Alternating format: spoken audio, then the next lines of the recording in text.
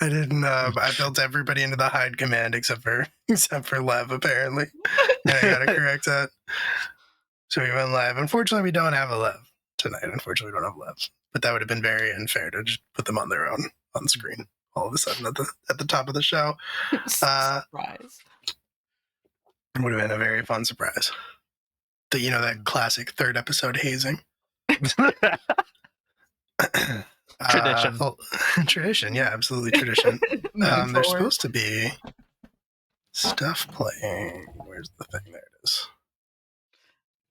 We do that all the time. We just put a black and white photo of the person who's not there, so it looks like we murdered them and left them behind. Nice. We do that for Academy Age, but and I haven't built that into like other games on the channel.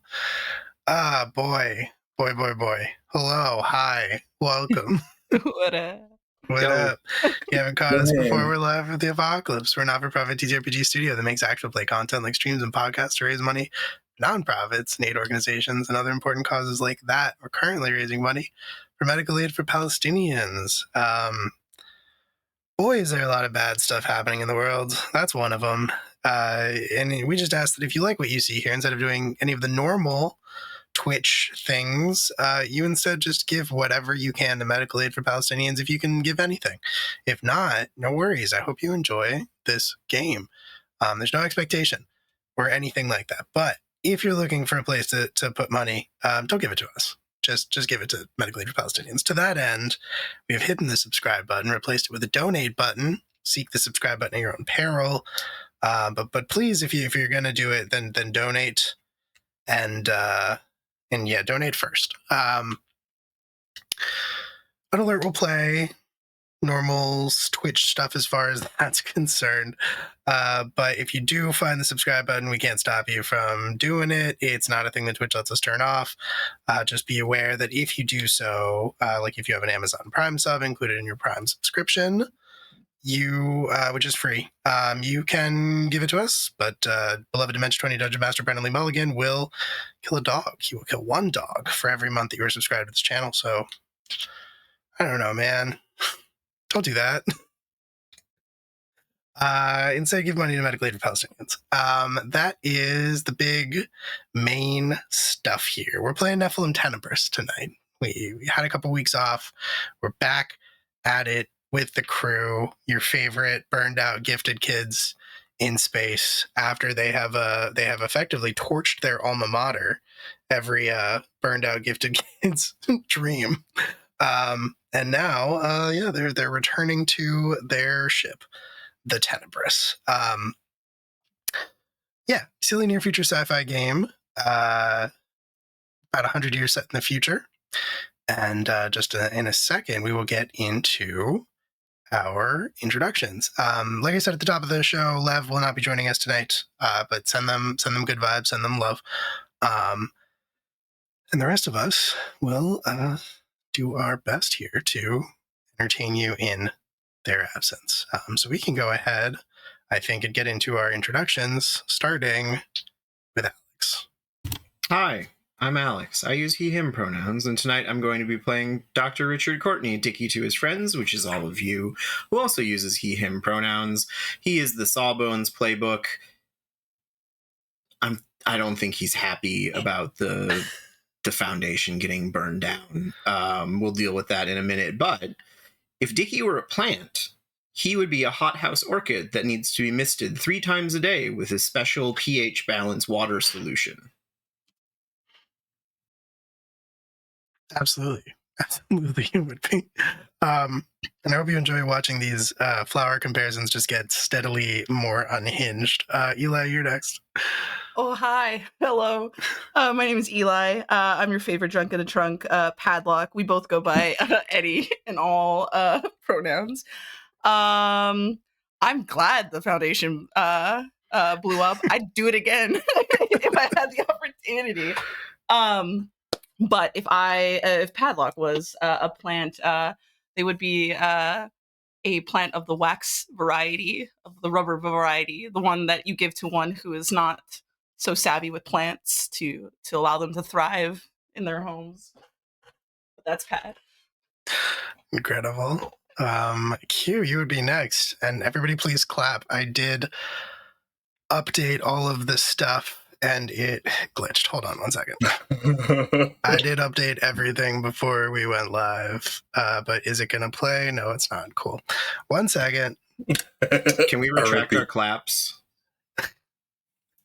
No clapping. Take your claps back. Give me one everyone moment. clap in reverse. Like that's, I'll get this figured out. I'll get this figured out. Nothing here to worry about. Mm-hmm. 'Tis but the work of a moment.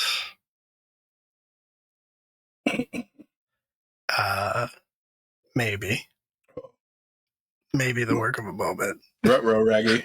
Raggy is right. I don't know what's happening. Was that Shakespeare? Not But showing the work up. of a moment. I thought you meant Rutro Raggy. So did I. That's absolutely Shakespeare. Yeah. That did make me laugh. The old Hanna-Barbera.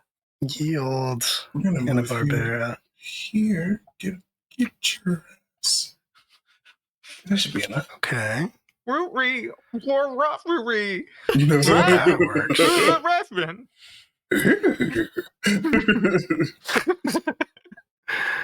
Beg your pardon. R.A.P. Billy, you would have loved Scooby-Doo. Let's try this again, see if that Okay. works. Hey, I updated Hey. everything. Please clap. Hey. Please clap. Wow. Wow. On it the says fly. That's Amari. incredible. Well, I did do it 10 minutes before we went live, but it wasn't working. So then I just did it again on the fly. We love Hell it. yeah. Hell yeah. Hi, everybody. I'm Q, your friendly neighborhood cowboy maker. He, him are the pronouns, and today I'm playing Captain Omari Lita, who's also he, him, the jockey playbook. He's fine with how things turned out, actually. He's having a good time. Guys, I almost got through it. I'm so sorry. I almost got through it. If he was a plant, he would be one of the plants that we looked up the name of, and I've fully forgotten it. But it's one of the ones. Boquilla. Boquilla. Yeah. I don't know if that's how you pronounce it, but that's how it's spelled. Sounds like a hood name. It's perfect. So, it's one of the plants that mimics other plants. So yeah, there you go. Incredible. Last but certainly not least, Rose. Hi, everyone. My name is Rose. I use they, she pronouns. I will be playing JoJo, the engineer or the greaser playbook. And she uses she, they pronouns. She feels pretty okay about the burning of the school, but I think she's got some questions on all the other shit that went down. And if she were a plant, she would be a weed that you just could not kill, and it would be the one that's growing into Dickie's greenhouse that is just there to try and get, soak up some of the sun. My mist. Don't steal my mist. I love her. Yeah. You I love can her give so that weed a cigarette and be fine. I could probably be happy. There's just one Venus flytrap mouth on the plant that's got a cigarette dangling out of it. Is put carrot wood in the chat, so if that means something, carrot wood. Amazing. Carry it where? Stop it. To the wood. It. To the wood. To the wall. Okay. I see you. All right, good. Glad we're I see you. Shit. doing good. Vibes are immaculate. There I am. Hello. Hi. Hi, my name is Will. I'm a storyteller for this game. I play everybody else. And if I were a plant, I'd be fucking weed, son. 420 blaze it. I was just waiting for you to pick a mineral. I was truly thinking it was going to be one of those. But no. 420 blaze it. 420 blaze it. 420 Amen. blaze 420 it. blaze it. What we need in every household. 20 blaze it. Mhm. Oh no. Oh dear. No, it's fine. It's fine. Oh boy. Fine, Alex. I'm here. You're Mhm. stable. Everything's good. The fucking feds heard us talking about weed, and we're like, shut this shit down. Things are seeming stable. Things are seeming good. So, we're gonna go ahead, get into our game. That's our colorful cast of characters. So with all that being said, I think where we're gonna pick up is actually not quite on the Tenebris. Not yet. Because instead, I think where we fade in is in a room on a different ship. Fade in to what are unmistakably quarters on a ship known as the Seville. Mercenary vessel, military in nature. And in the quarters there is a bed. There's a full bed because this is the captain's quarters.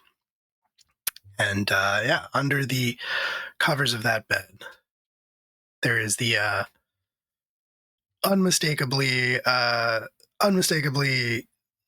large, muscular form of Captain Becker Rhine of the Seville, noted and wanted bounty hunter and mercenary.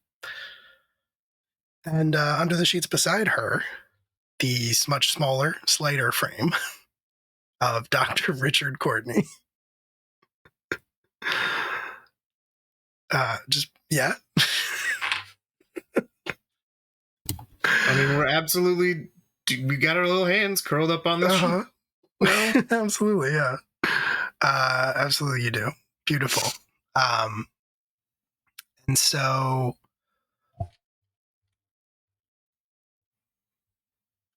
Beck stretches out, yawns, and says, I am going to miss this.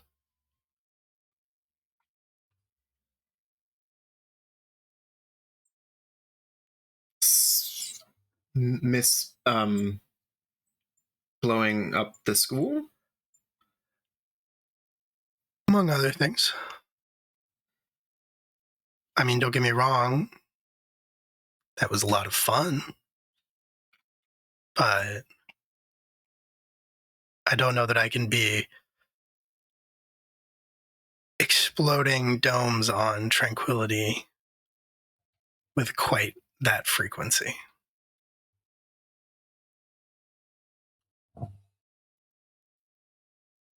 I think Dickie is still a little PTSD'd from the whole experience. So he's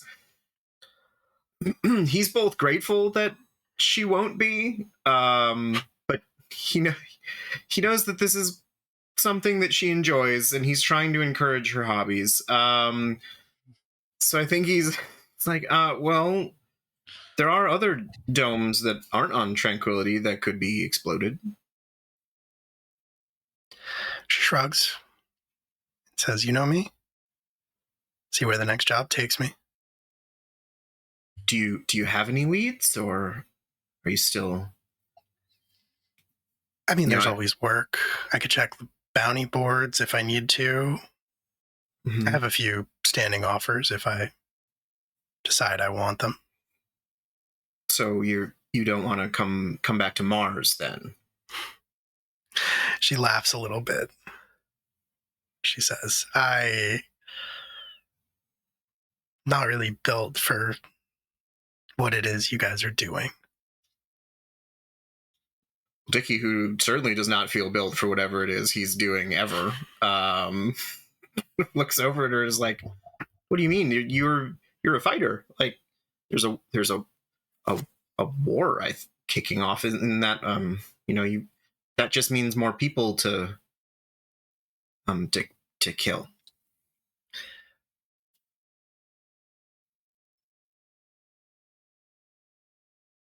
Richard, you're going off to get embroiled in a war. And quite frankly, on the losing side. The problem with the losing side is they don't pay very well. And sometimes you die. I mean, it's war. They taught us in school that just people die on either side. So even if you're on the winning side, you could die. And then you wouldn't know that you were on the winning side at that point. That's true. And I don't plan to be on that side either. I'm going to do what I always do. I'm going to take care of myself and get the jobs done, make enough money to keep flying, pick up a crew if I need to, get rid of them if I need to.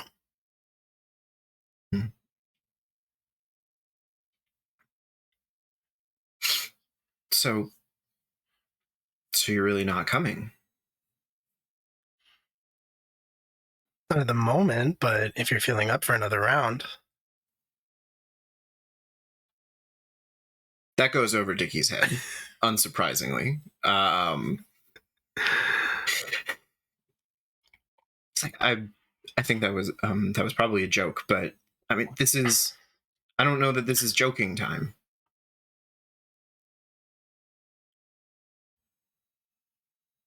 What about you? What about me?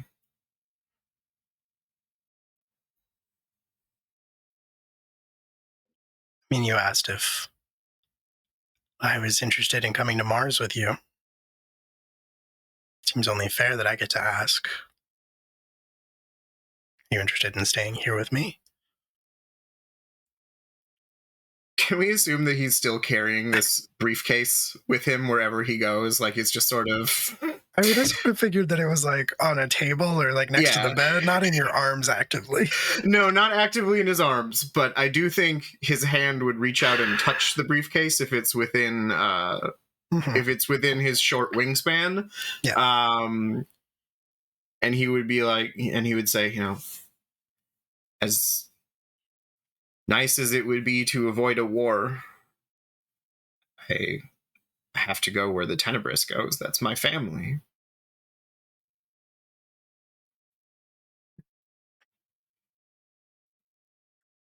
Do you have to? I mean, I could use a doctor and we could be a team and maybe even make enough money to stop. Find somewhere.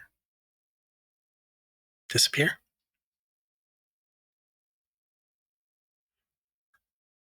I think there's a lot of calculations that run through his head in that minute, because stopping sounds nice.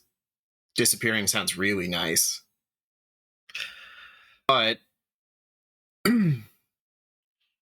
he's had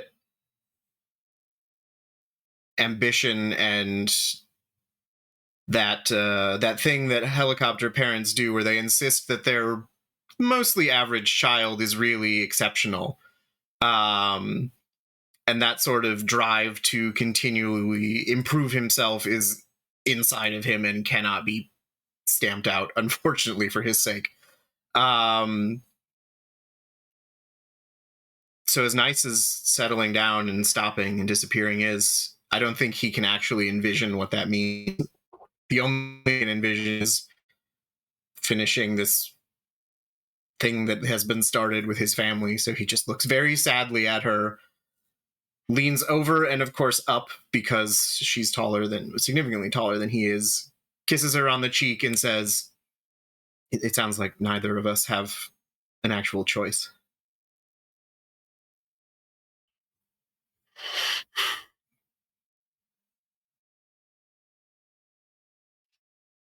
It seems that way. But, I mean, those are some of the greatest stories. Songs and poems and plays, operas. Video games.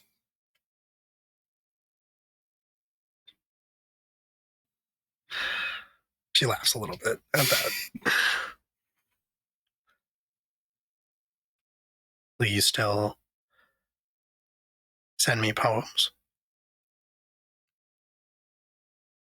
It would have to take more than an interstellar war to stop me from sending you poems.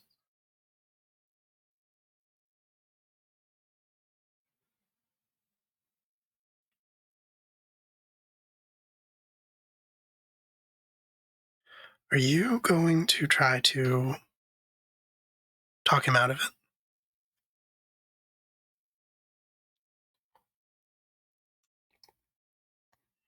I'm going to try to advise him to do this in the safest way possible. Do you think there is a safe way to align yourself with Mars and take on the Earth Coalition? No. So I don't think it's going to be a very long conversation.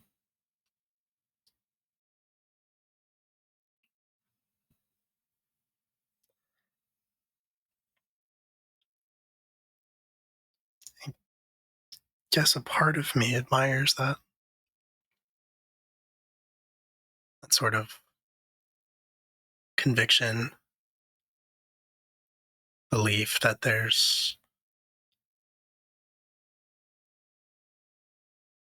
another outcome other than just things continuing to be the way that they are, just with different coats of paint.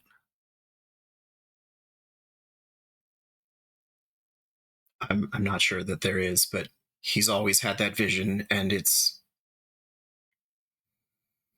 in his moments. I almost believe him.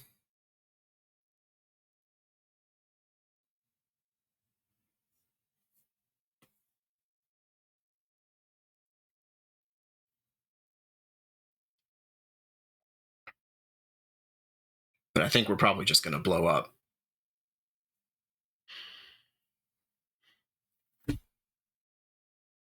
Well,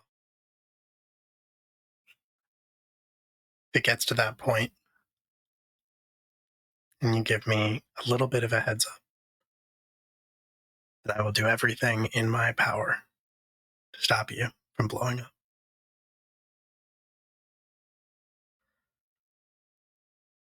That's very sweet of you.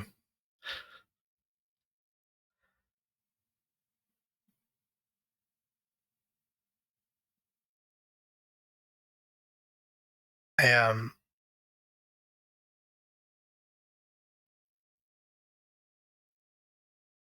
admire what you all have with each other.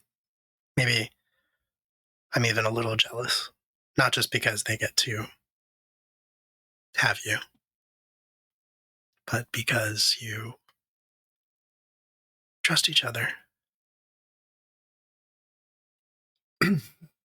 Well, Been a very long time since I felt that. Don't take this the wrong way. But if you do want, to build trust, maybe not shooting people in the ass would be a good place to start.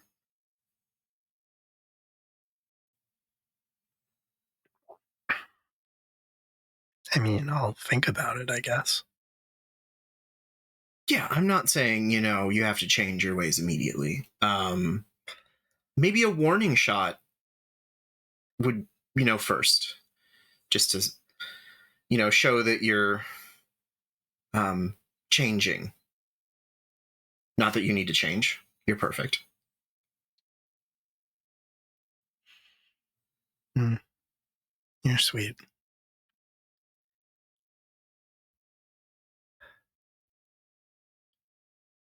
How long do we have? I assume Dickie always wears a watch, no matter what. For sure. Because that's probably ingrained in you as a child of his mother. So we've got 15 minutes, which is plenty of time.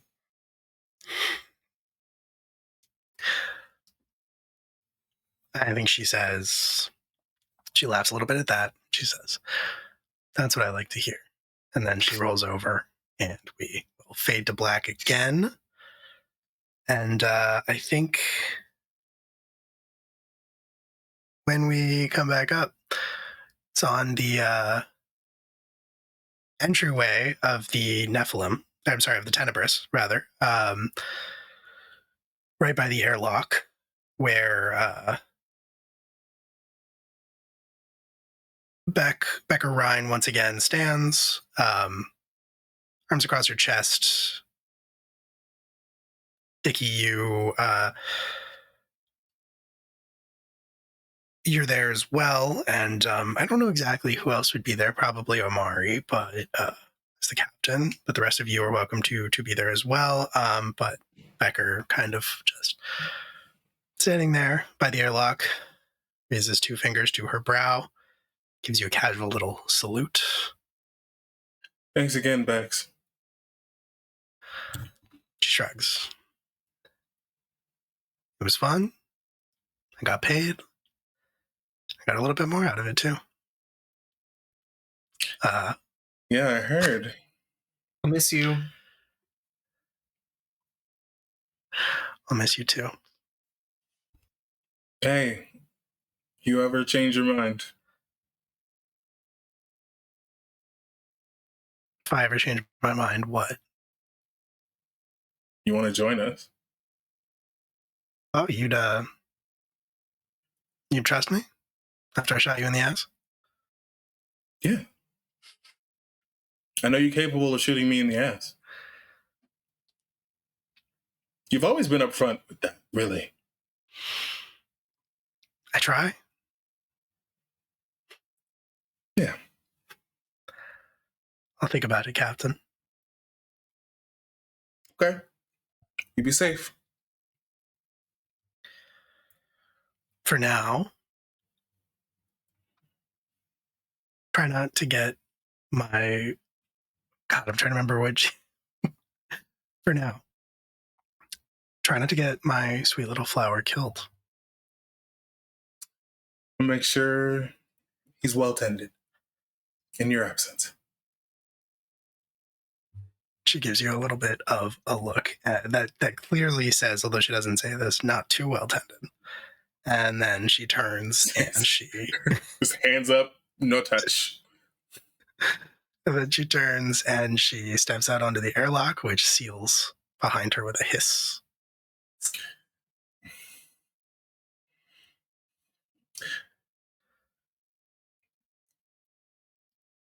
All right, everybody. Welcome home. Padlock's running across every single hallway, corridor, looking at all the secret spots that they've have in the walls, just making sure everything is still there. Damn good to be back. Damn good to be back, Captain. Is there a window in the airlock? Yeah, there's like a little porthole.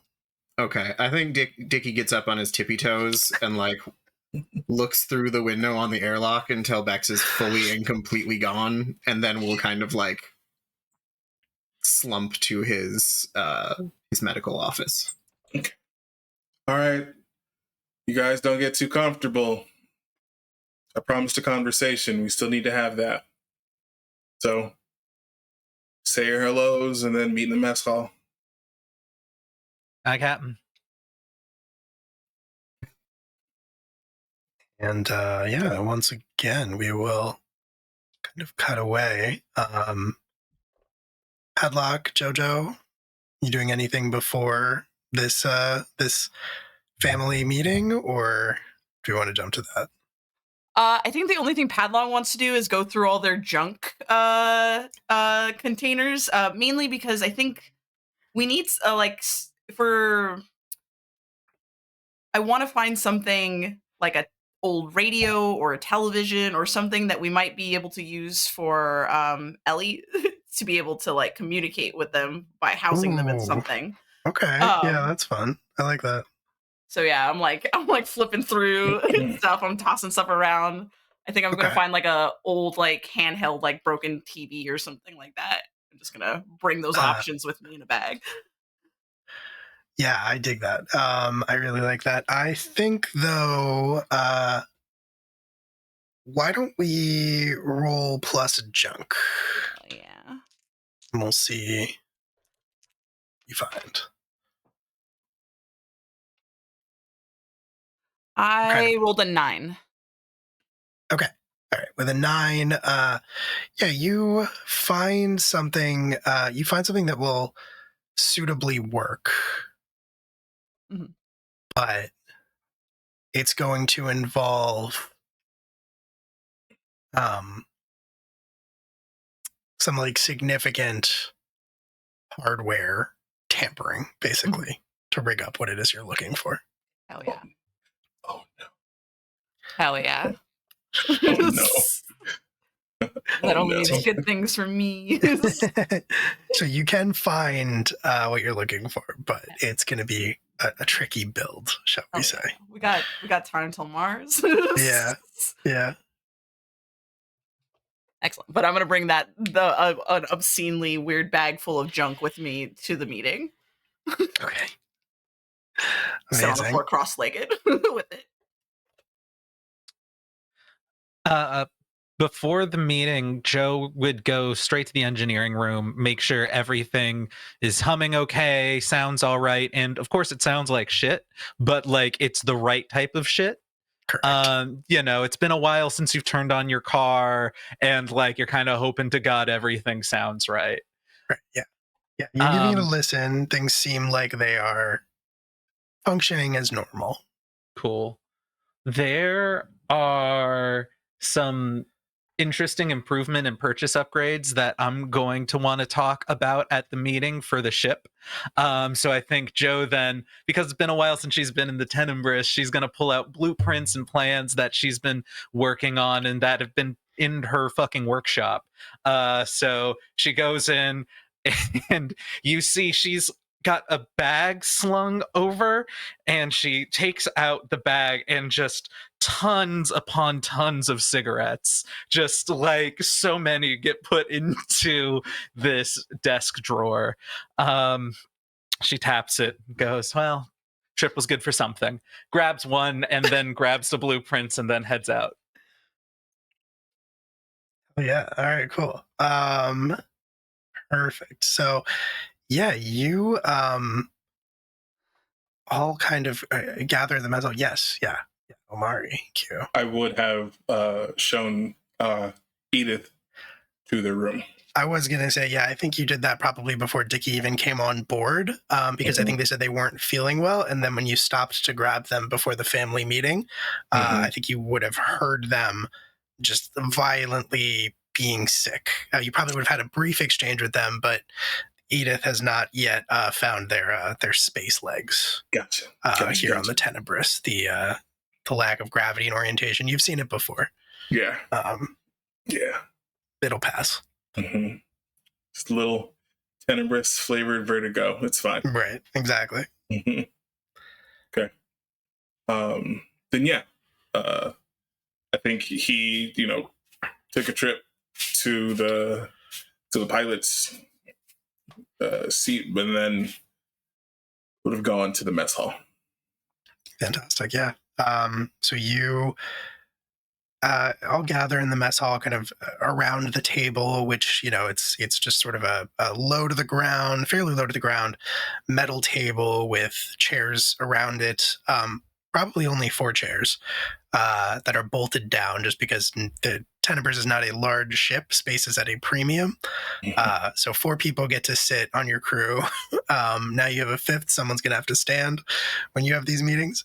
But everything, yeah, bolted down. I volunteer to stand. Or, better yet, I think I'll bring my own chair. There we go. Can I sit crisscross on the table? Got me there. Yes, absolutely. Fantastic. Yeah, all the cabinets around you. Your your captain on paper, the cat, whose name I'm blanking on. It's a long name, so it's fine. Yeah, but wasn't there a Yeah, it was, but it was, there was a shorter name? It was because wasn't it Mischief. something? Mischief. Yeah. Mischief. Yeah. Mischief. That's right. So yeah, mischief is just kind of like on the table. If Padlock is sitting cross-legged on the table, then I think mischief is just kind of curled up in their lap. And yeah, I think he missed Jojo. us. Right, exactly. Jojo, did you bring last session? At the end of last session, you kind of hooked Ellie's hard drive up to like Yes. what I was sort of imagining is just like a speak and spell, sort of. Yeah. Yeah, 100%. Cool. So did you bring Ellie? Yeah, so Okay. Jojo wheels in, and it's a good thing she's back. So she's got her bags of everything. It's stuffed with blueprints and plans, but in her lap, very close to her chest, is a little like oval, like metal thing that has a small monitor that text can be read, and she goes up, and if you didn't know yet, she'd tell you now. I was able to move Ellie, and I was able to talk to her a little bit, so she knows we're safe. She knows we're going home. And yep. Can I try and wake her up or offer to talk, or I'm not sure what things are like right now? Yeah. I mean, you can communicate through the sort of like typing back and forth, but like Ellie doesn't have the ability to like perceive the world. Like Ellie can't hear what you're saying. Ellie can't see what's around Got you. it. Ellie is just sort of like you're basically like instant messaging each other. Yeah. I can send her anything if y'all want to send anything directly, but otherwise, we'll just leave her be. I think for now we'll leave her be. Mm-hmm. But glad to know we have a way to talk to her. Hi, Captain. Well, I've got everyone. I do have some ideas for the ship, but I feel like, Captain, you had something you wanted to talk about first before I get into specs and shit. Yeah.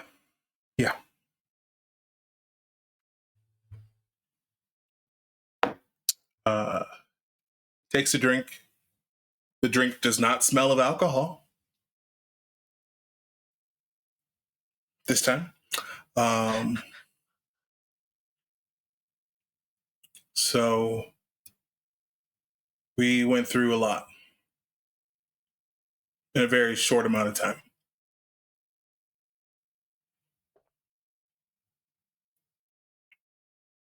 Went back somewhere I tried my damnedest to avoid for all of us. Put us in a position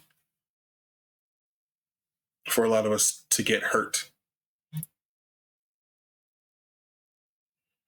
Physically and emotionally.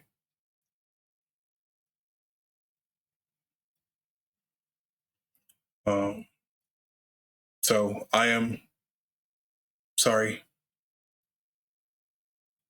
but I'm also incredibly grateful that all of you came with me for this. Could not have done it without you. Would not have done it without you, to be fair.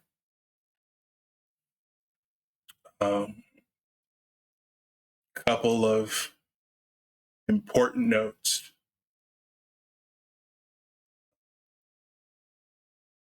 I'm not going by Cass anymore.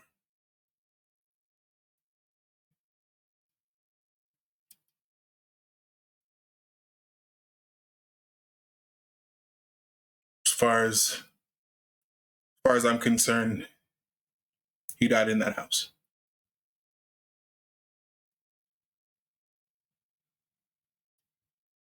So, as a reintroduction, I My name's Omari Leda. I'm from the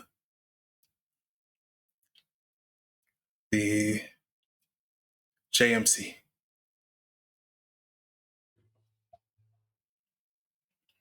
The man that we saw on Mars. Sorry, you had a question? Yes. Does Amari like pork buns?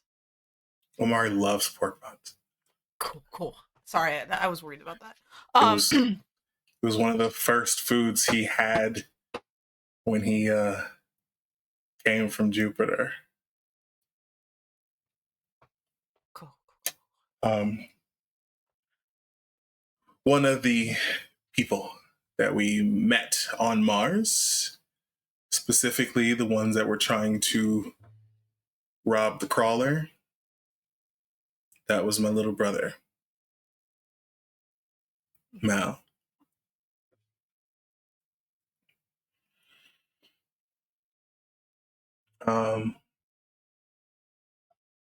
So that was a lot, and I don't really know how to talk about that.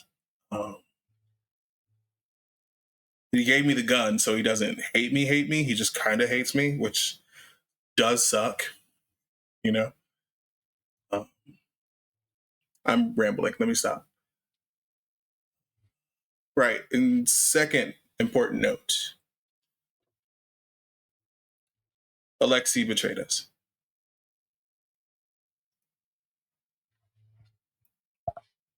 He ratted us out. Talk of blowing up the dome got to him. And so he called the peacekeepers on us, or whoever that was, because that for damn sure wasn't peacekeepers.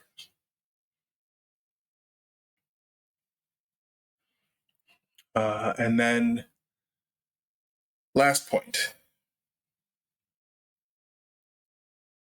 We have stepped into some shit.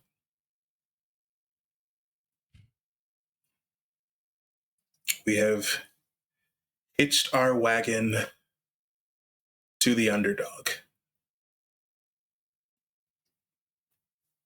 So I want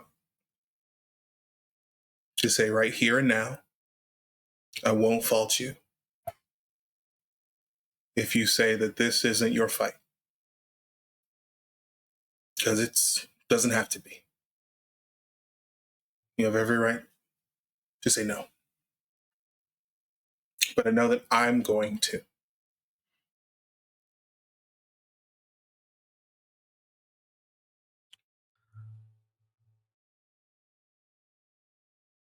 Well, there's no way in hell you're going to be able to fly this thing without me. So, and she clangs the metal bars of her legs that are, to remind everyone, made of the ship. And she goes, nah, I go where the Tenebris goes. And if the Tenebris is going to war, Captain, then that's where I'm going. You ain't gonna find a better engineer out there anyway. So That's for damn sure. I'm yours, Captain. Same. I mean, we got sauce to make. We do. Dexter. War isn't exactly where I want to be going, but someone has to make sure that when you get shot in the ass, that we can pull the bullets out. Hopefully And not by your probably shot in the girlfriend. front, too. Oh, yeah, a lot of that. A Yeah. lot of that's Hoping gonna happen. Omari gets shot in the front? Shit. No. We I hope going not. for ass shots now? That's I it? think I we're mean, always going for ass shots. Not with bullets. I don't know what that means. What would you? It's a sex joke, Dickie. Oh. You can ask Bex. She I like that you're- probably teach you. I love that you're still so wholesome. Why wouldn't I be? Listen, the walls weren't thin. They were not. They was awful, truly. Tranquility has a very specific, like, very universal, like, wall with. Did you guys not use the sound dampeners? There's sound dampeners? Oh, I Shit. did. So the question is, did you use the sound dampeners? And the answer is no. No, we you did. didn't. No, God we did. damn. Then you broke the sound gate. Goddamn Tranquility got fucking everything. Shit. Okay, well, Fucking- I'm sorry. I do have sleeping pills if you guys are Don't be sorry. Do underslept. I have enough to kill myself? No, okay. A lot. I mean, Sorry. A lot. Hey, listen, we're not going to fault you for getting yours, especially with someone who you clearly like a lot. Yeah, I'm not I gonna don't know put- if I'm not you, gonna I put don't know love if in you're you. aware of that, but Bex, I mean, she shot me even I would. Even Mischief throws up her hands. Just- I do think Dickie is silent for a moment, then he's like, she is stacked. Truly. I'm honestly, it's not like I honestly so don't impressed get that it. you survived. I'm so proud of you. Resilient. Hero amongst men. It's got a doctrine for that shit. Battlefield medicine. So, we're doing this. Okay.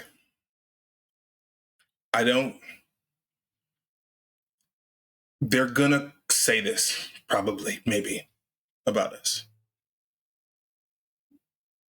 I don't want us to be heroes. We're doing good. We're making the change. Because who the fuck else is gonna do it at this point? Yeah, Justin, fucking grip it and rip it, baby. Slop that down. Thank you for the donation. Dude, crack one for the Thank big you. boy. Thank you for the donation. So, we're not being heroes. We're just doing us. And us is awesome. Okay. Now,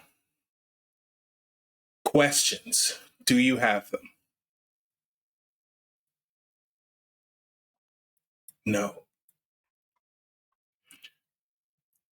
Okay. All right. Then to the other orders of business. I have a question, actually.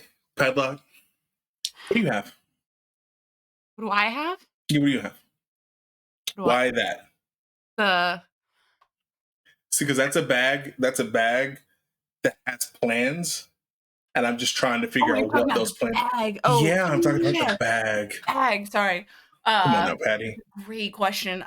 Okay, well, I open the bag and I just start bringing out like random items, like old walkies, like tubes, Mhm. things that I've like put things with crack screen. Well, well, it's a long time to Mars, and I'm just saying that we should find maybe something better for Ellie to be able to maybe communicate with us better than just a speech, text and speech. Maybe Okay. something that might be able to give them a little bit of perception of their surroundings, because according to them, that was a very big concern for them. And I know what it's like. So I want to do that. And this is all I have that might be able to make that, but I have to build. And I just like look up and I'm like thinking about like 9,000 different things. Okay. Do not tear apart my ship.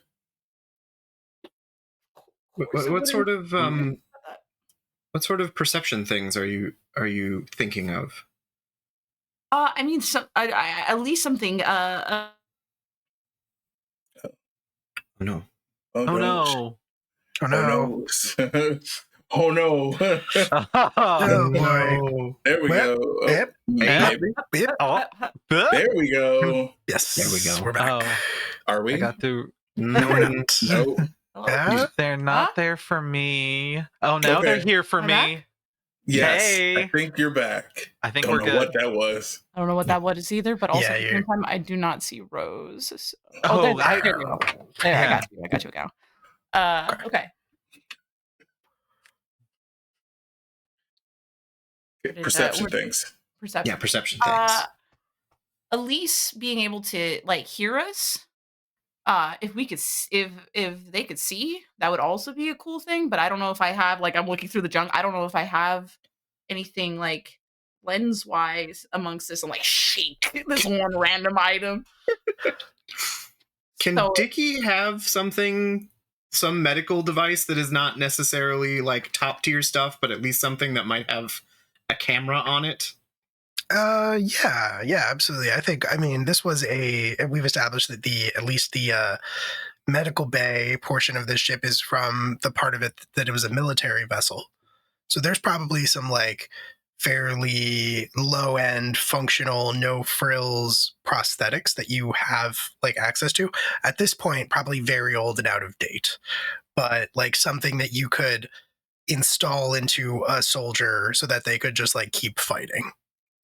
Okay, so I know that the general rule is that you aren't allowed in the med bay without me present, and you can't open any of the drawers that don't say padlock on them. right. But I think I can help. And Dickie will quick describe the area of where that is, and he'll be like, Oh, I know that. I know you've been in there before, but Yeah. you should be able to use those.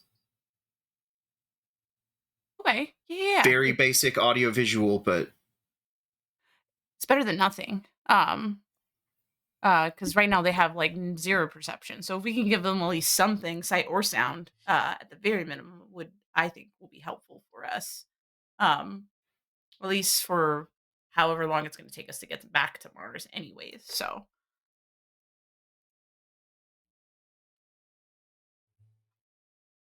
Seems to hold water. so authorized. cool authorization, right? Moving up in the world.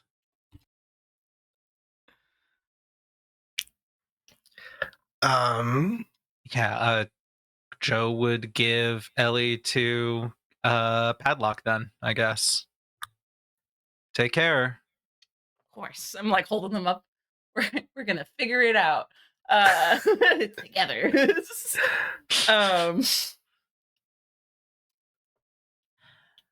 Well, I got y'all here. I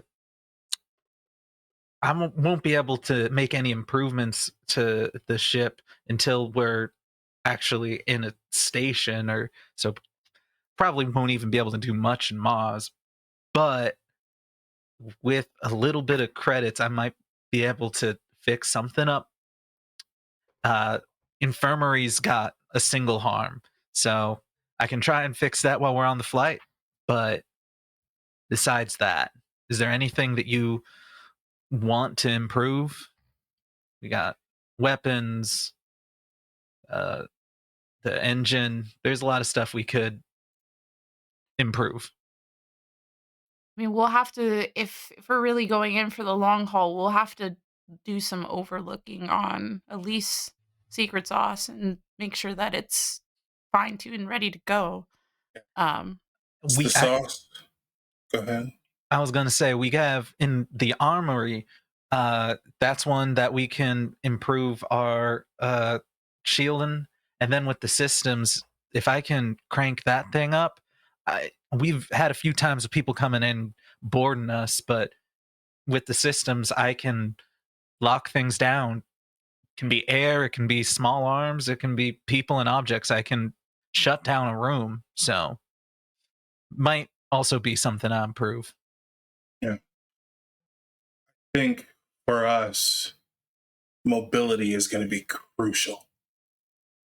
So fine-tuning that engine is important.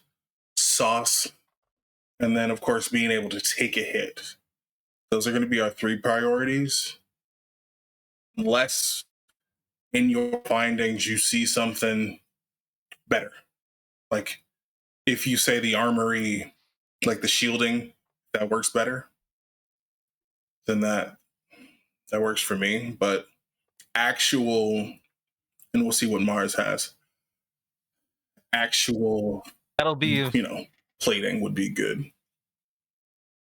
That'll definitely be whatever they got in Mars, and who knows. Yeah. I will also say the Tenebris there's one thing you can say about the Tenebris, it has ludicrous amounts of hull, which is armor, essentially. Like She's also it's- stacked. Yes. Yeah. 100%. Tenebris is stacked. She's a good ship. I think there's definitely things we can work on, though. So I'll study up.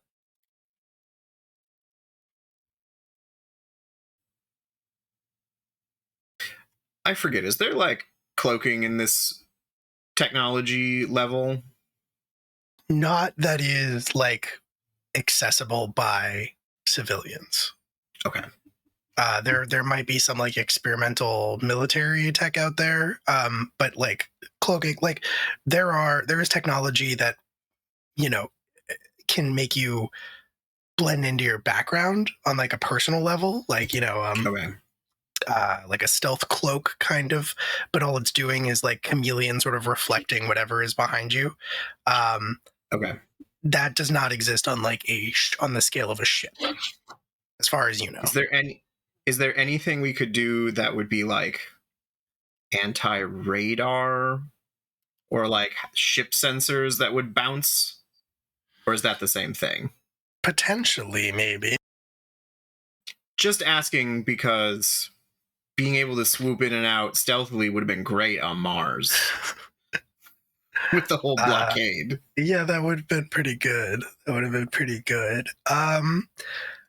I don't know that if something like that could exist, short of...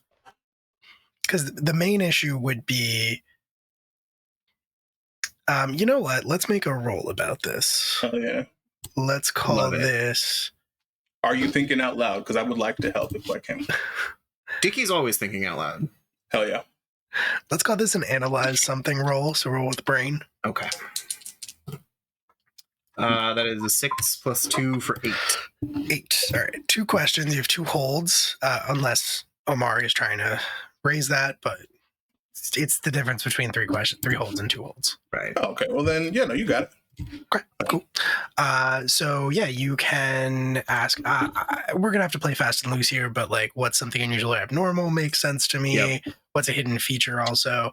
So you're kind of thinking out loud about this, and I think the answer that like the dilemma before you is that the only way you can really think of doing something like that would be to access the other ship's systems, like a sort of a hack kind of a thing. Which theoretically is possible because ships connect to each other more or less automatically at a certain distance. Like, it's not possible to interface between 2 ships beyond a certain distance, but within a certain distance, it almost happens automatically, and that's how you can sort of like have that direct ship-to-ship contact. Otherwise, you're basically just stuck sending like video and audio messages back and forth to each other. Right. And with that connection, you could theoretically hack their systems and make it so that your ship is not detected. The issue is that at the distance with which you'd be able to do that, they could probably visually see you. So, but if we at the combined very a least, sexy new paint job, that sets us back.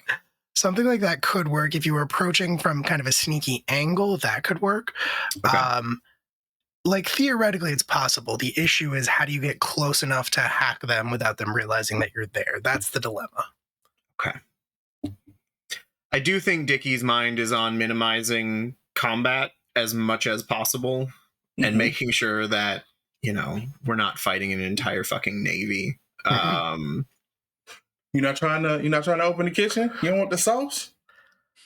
I mean, It's good wild. sauce, quality It's great sauce. It is- I've always said that. Dickie understands that everyone else on this ship loves the sauce. He's really trying to maintain, we should use the sauce for special-ish. It wasn't the occasion we used it for. No, I'm saying. fully in agreement on that, Captain. If we could avoid those kind of special situations where we need the special sauce as much as possible, I'm just saying that would be great. Sure. Hey, Will. Yeah, what's up? What kind of what's the weaponry like in ship to ship combat? Like, what's the payloads looking like? I mean, you have a lot of it. This ship is pretty weighed down with weaponry, even though you have to keep it secret. I know what we have, but like what do we? Okay, so like when they're firing at us, what type of ammunition would be used? It depends. Like a lot of the time, it's probably just like jacketed rounds, at least within close distance. Okay. And then you also have a lot of you have missiles, torpedoes, that sort of thing. Also, okay. So those have metal. Is what you're saying? Correct. Cool beans. I see where you're going with this. I think when they're like as they're talking, Omari sort of touches his belt, and you can see the math brain happening, and he just goes,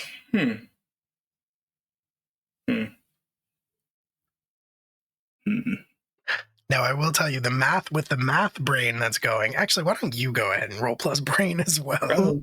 I would love Please blow this. Please beef this roll so bad. Why? We're gonna stick a It would giant be magnet so on the hull. funny. It's gonna attract everything. Shit bumper. I believe in the bumper. I believe in you. It would just be funny. All right, let's see how we do. Hiya. Would you? Oh no! Think of it. 12. No! You tease! It's Okay. so good. Fight All right. class rules. Wow. Had me I want you to going. beef it next time. Bet. Oh god, that's so good. So you have 3 holds to analyze the idea of a ship bumper. Okay. Would it be possible to create one that could sort of happen, like that could be used without turning us off? Because that's the only downside that I see. Yeah, Is that we I go mean, power hour, and then we also are sitting ducks, and we don't want I'll that. tell you this. The issue is one of scale, right? So Yeah. like a normal bumper, like the one that you have, the mining equipment, it exists so that when you are drifting close to an object, like when a ship is getting too close to you, or when like something that is some mining equipment is like getting too close to you, rather than letting it hit you, you can deploy the bumper at the right moment, and it will just send out a pulse of magnetic force that repels everything metal away from you. The amount of power that takes means that you can only use a bumper once, and then it basically has to charge for like 24 hours Sure. to build that pulse back up. So the issue is one of scale. The issue of putting it on the scale that you were talking about to do that for a ship requires more power than the Tenebris has in its entirety. Would it also fuck up our special sauce ability production? Yes. It's one or the other. It would be one or the other for sure. It would to try to do this for the Tenebris would take all of the power in the Tenebris and then some. Like you would need more power than the Tenebris is even capable of generating. Gotcha. Okay. So it would be an impotent bumper, and we don't want that. Okay. All right. I mean, unless you like wanted to like if you wanted to strap some kind of generator or like massive battery onto your ship as a maybe, but the amount of power makes it. There's a reason people aren't already doing it. Yeah. Jojo, could we put more junk in the trunk? You can always put more junk in the trunk. If we improve some of our cargo hold space or retrofitted some of the bolt holes, I mean, I think there are some things that I'm happy to also roll and see if that's possible. What if? I know scale's a problem, like making a giant magnet for a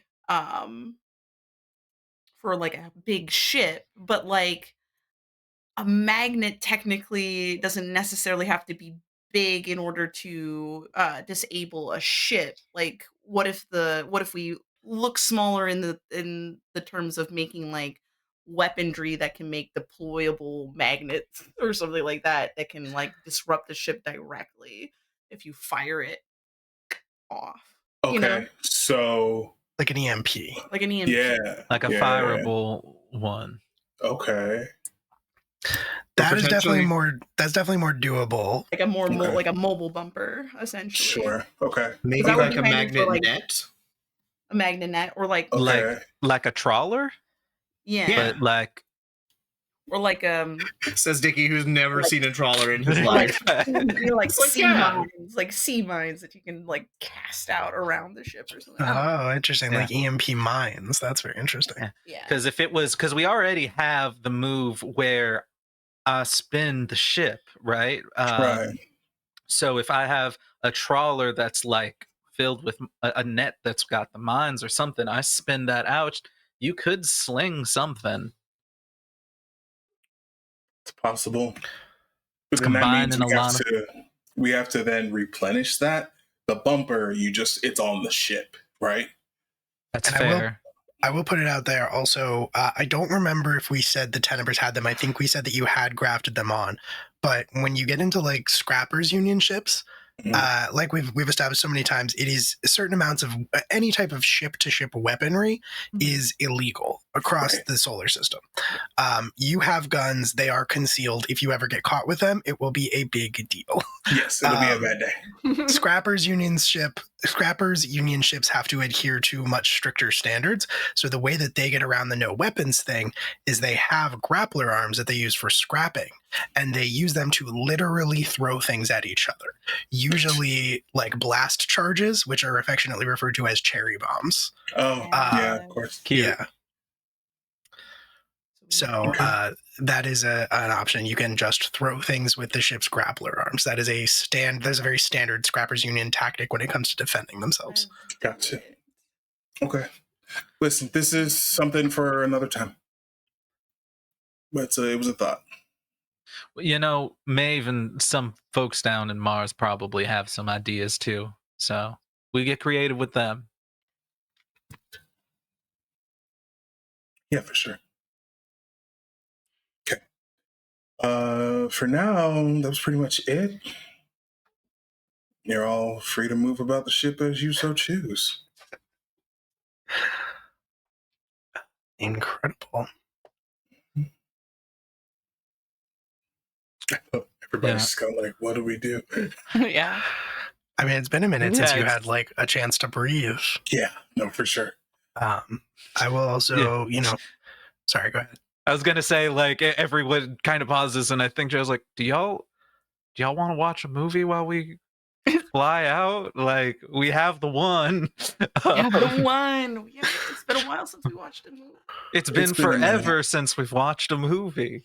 All right, come on, Dickie. Get that mope off your face. Bex likes movies. You guys can go ahead. Oh, absolutely not. I'm going to scoop him up and all over my shoulder. Absolutely. Absolutely not. All Dickie. Jojo wraps Dickie from behind and is just like, no, you're in the wheelchair. You're stuck here. Just roll to the common area to watch a movie. Okay. Come on, Eeyore. You cannot be like this the whole time. You simply cannot.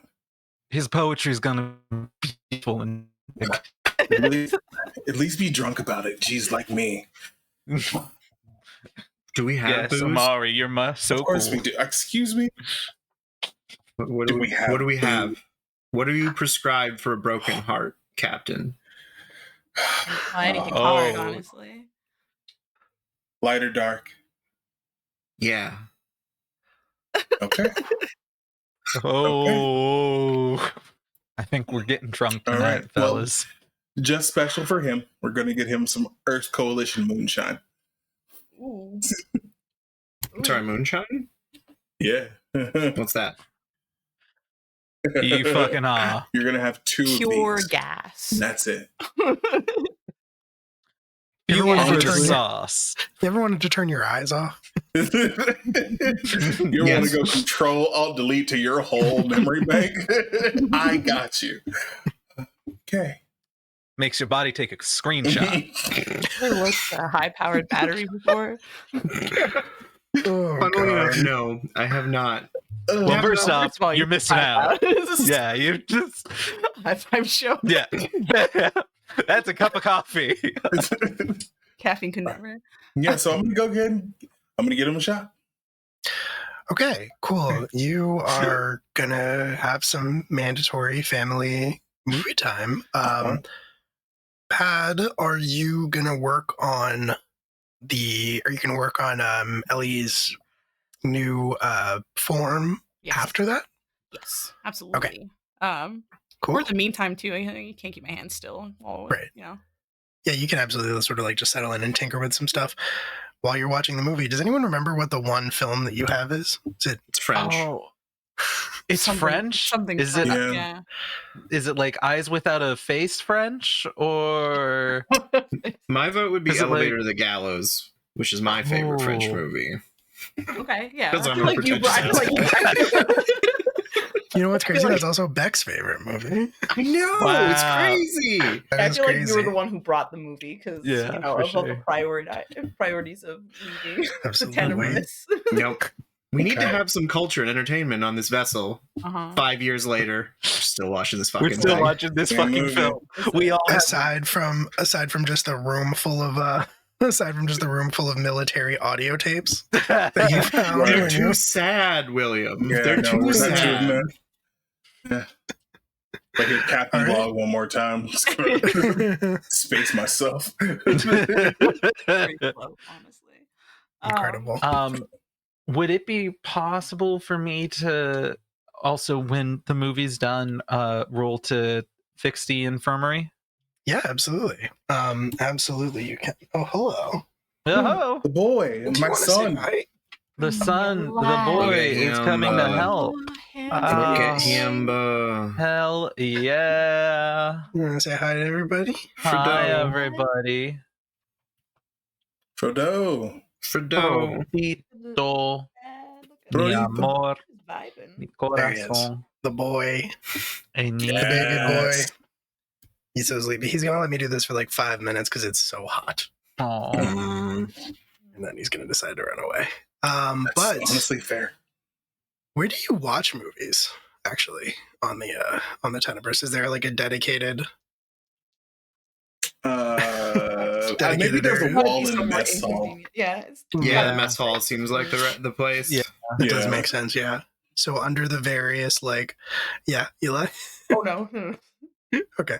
So under the various like fairy lights and Christmas lights that you have strung up around this ship, because the like overheads of this like once military vessel are either broken or far too harsh, just deeply uncomfortable Awful, and yes. awful. Yeah. Terrible. You settle in to watch Elevator to the Gallows. Elevator to the gallows. Elevator to the After so many Gallows. years To the of watching this, I still don't get it. Oh, I've stopped trying. I can quote it front and back, and I still Yeah. don't get it. What's there not to get? It's about the tension that capitalism leaves in like relationships. I think I speak French now, but only the words found in this film. So all of them. talk- I mean, it's most of They them. talk so much. It's a lot of talking. A lot of talking. Parlez-vous français? Yeah. Ouais. Oui. No. No? Dickie's No. drunk. He's being combative. I think they bicker in French for a little bit. Oh I my don't know what god, he's I seeing don't know. Mr. Seeing the stars. I don't know what he's looking at. Oh, he's done. Jeez. Beautiful. Now he's just being cute. His claws are still fully hooked into my fingers. You can't Of see. course. Yeah. He's got to lock in, my boy. You gotta He's lock Locked the fuck in. For stability. in. Well, Important. I'm gonna put you down because you're getting bitey. Did anybody ever go to that little bistro near the foundation? I wasn't allowed over there. Yes, I did. They make good couscous. I mean, it was okay couscous. It was petit couscous because the name of the thing was Le Petit Couscous. It was Le Petit Couscous. However, they also used Le Petit Salt. So, you know. It's because you need to have like a refined palate to like taste the salt that they didn't use. Yeah, right, refined. As in non-existent. Mm. Yeah, tranquility. Yeah. Bland. Why do you guys think it's so bland? Because it is bland. Mm. Okay, listen. When we get to Mars, I'm going to see what their food situation looks like. I'm going to make you a dish from home. Gotta be better than do Tranquility. you think they have a pizza pit? On Mars? On Mars? Probably Yeah. not. Yeah. Probably not. No. Also, we have enough gas to get back there. We are not stopping at one of the ring gates, and I'm so sorry. What the? But that means no pork buns. Correct. Hey, guys. Hey, Yeah? guys. We're fully wanted. Yeah, that's not new. We were wanted before. Uh, Yeah, But but before, we weren't at the scene of a massacre on Tranquility. We also hadn't fully shot an Earth Coalition warship out of the sky. is a little different when Things are Just- different now. the no-name junkie ship goes to port versus the goddamn Sword of Mars. Right. We have a name now. It's a always sick had a fucking name. I knew this was the sacrifice. A capital N name. Guys. Yeah, Tenebris. Oh, sorry. I'm sorry. I'm taking this the wrong way. Dickie. Listen. People are mad at us now. So we have to act Mama's accordingly. always been mad at me. Okay, but I'm not talking about just Mama is the thing. Mama and all her friends. Earth Coalition's kind of mad at us. Earth Coalition and Tranquility. You know. People. There's a decent chance Mom's happy with you now because you did exactly what she wanted you to. You did what she I told mean, you. Beck did, but you know the outcome is the same. It's messy, but it's fine. Details. Trickled over. When's a We have to be careful. When this is all over, we'll get pizza pit and pork buns. Okay. I'll even get you some real things. Like the implants? I mean, or like the little caps. Oh, okay. Yeah. I think maybe Bex might like. You should ask Bex first if she likes the things. Yeah, she does. She said I have to keep them on. I think we should take a break. I think on that note, we should take our 10. Yeah, that seems fair. That seems fair. Fair fucking enough. There. We'll be back in 10 minutes. Don't go away. See you real soon. There's just like, you can't hear the growl, but I can feel it in his little chest. How do You I want to say hello to everybody? There we go. Say hello to your fans. Adoring public. The Finn fans. Mm-hmm. The Finn fans. The fins. I'm here with great He smells like Doritos. I'm just saying that. Stop, Dad.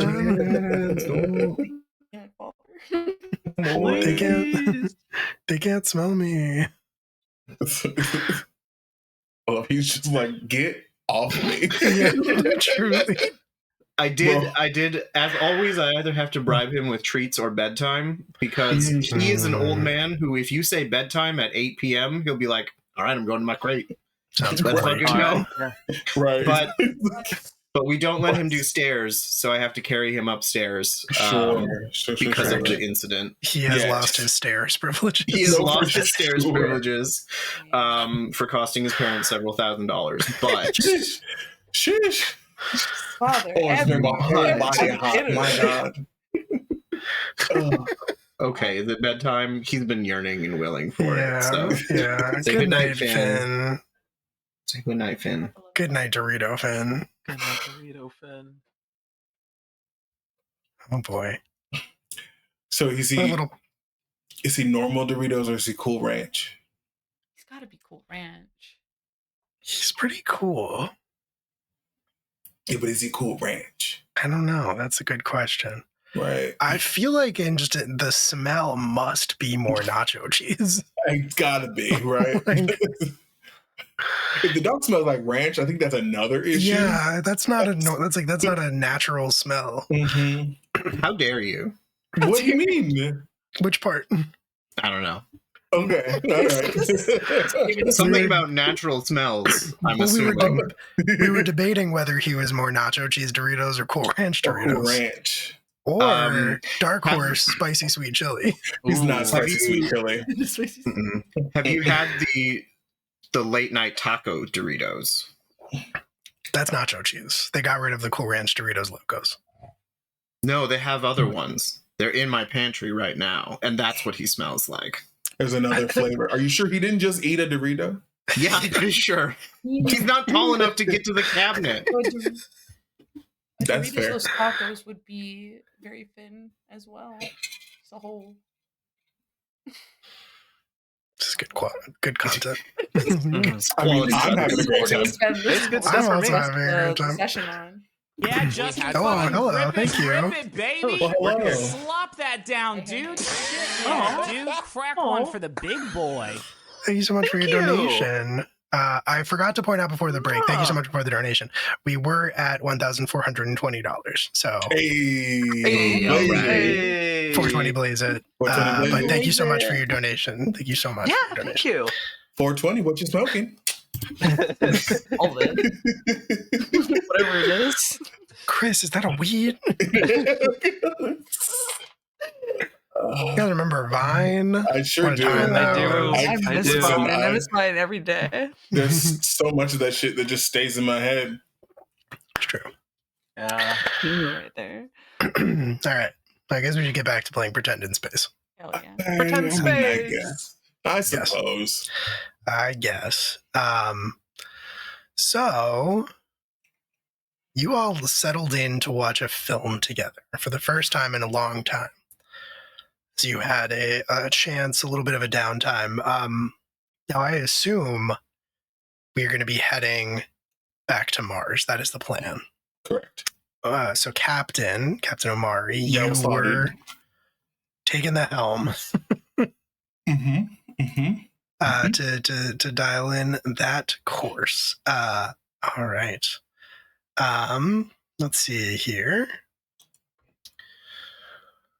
So yeah, we're flying a span. You are gonna need so hold on, let me think about this. You are currently in orbit roughly around Tranquility, so you are gonna need to fly one span to Mars, to Independence Okay. Mars. Cool beans. Yeah, so you're gonna have to burn one span's worth of fuel and supplies, and you get to add one to your roll. You can do more than that if you want to, and give yourself a bonus. Because I want to make sure. Do I add? What am I rolling on that? So you don't add anything unless you spend fuel and supplies. Gotcha. You get a +1 because you're flying one span. You have to burn one span's worth of fuel and supplies. But if you burn more than that, you get an additional +1 to a maximum of +3. Okay. Just because I want us to get there, I want to be done with this. Fair. I think we're gonna burn it. Burn for maximum burn. You know what? Yes. Okay. Now I did actually just remember, I don't think you can do that because it looks like you have 4 fuel, 4 supplies. Now you only have to burn 1 fuel to fly 1 span, but each span requires more supplies because you have the whole crew. Oh, okay.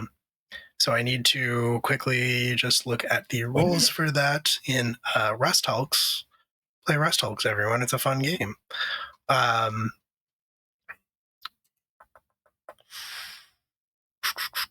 Where does that happen? Where is our... It's at the top of the ship sheet in the shared drive file. Aha! Yes. I didn't go over enough. Yeah. Okay, so wait. It says we have 4, 4, and 4? You do have 4 and 4. But basically the way that it works... 1 fuel, 2 supplies. 1 fuel, 2 supplies. Okay, cool. Ooh. So... Yeah. Okay, so then... So you could burn 2 fuel and 4 supplies. You would be out of supplies, but you would get +2 on that roll. Or Okay. you could do 1 fuel and 2 supplies, still have some in the tank, and have then get +1. get a +1. Yeah. Okay, we'll do the +1. Okay. Cool. Oh yeah. So yeah, that is 5 + 4 + 1 is 10. Okay. Awesome. 5 + 4 + 1. Okay. Awesome. So you get to choose. You get to choose one. It is a pretty smooth ride as you... Actually, and I looked at it because I realized I'd been doing it wrong. As the jockey captain, I choose 2. Hell yeah. Okay, awesome. So you can pick 2.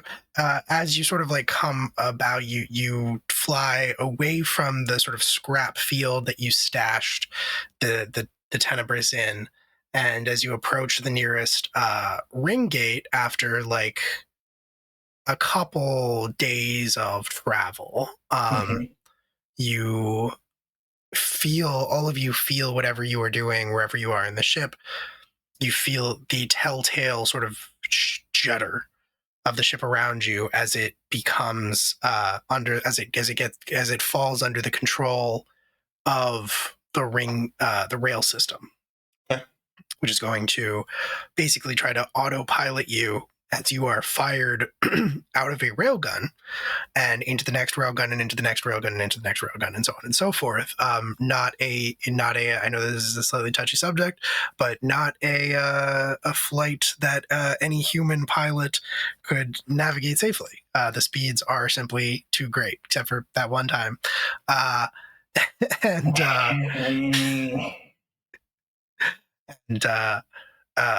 Yeah, so you feel the ship basically come under autopilot control of the system itself, and you also hear the whir as the like inertia dampeners start to fire up on your ship. All of this is very standard and required before a ship can enter the rail network.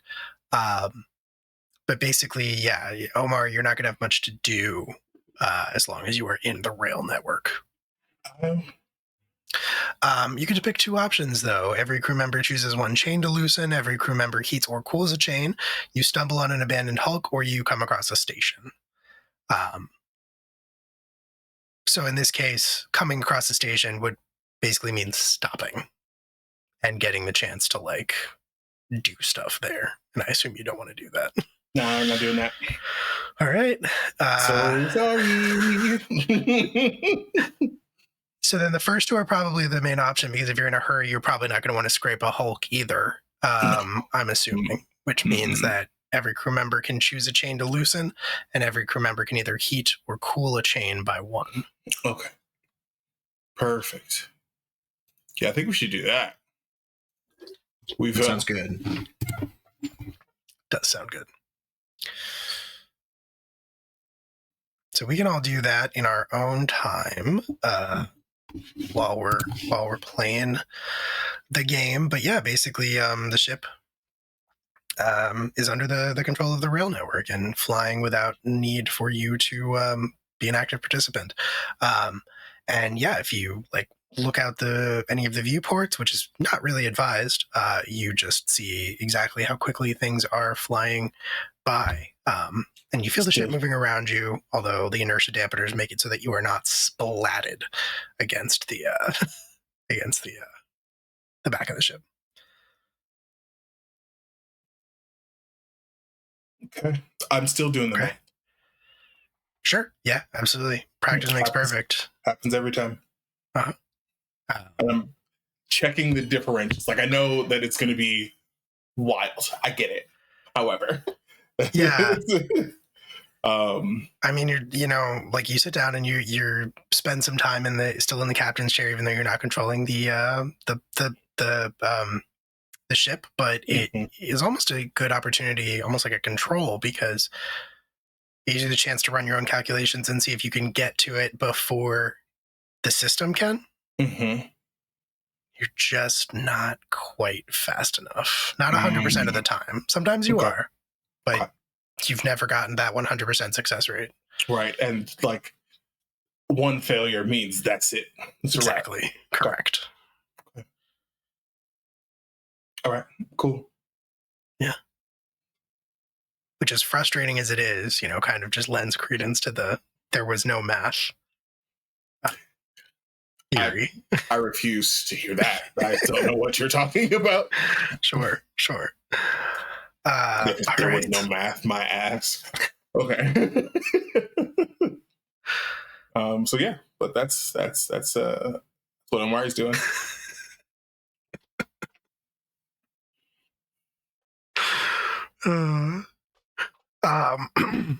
Yeah. So cool. Padlock. Yes. You have locked in to work on a project, and you don't always have a project. I mean, you do always have a project, but you don't always have a project that's like got a purpose the way that this one does. And so correct. So you settle in to start building this new chassis for Ellie. And I think for that, there's definitely going to be a role involved, although you can absolutely sort of take your time with this.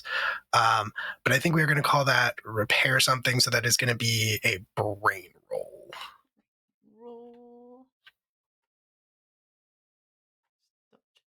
Unfortunately, it's not a junk roll because you are trying to make something. Not scrap something. Like junk is like you're trying to, patch a bunch of stuff together in a way that it will kind of work. You're trying to make something lasting and functional. Oh wait, but is there hope there? What's my brain? Oh, okay. A 9.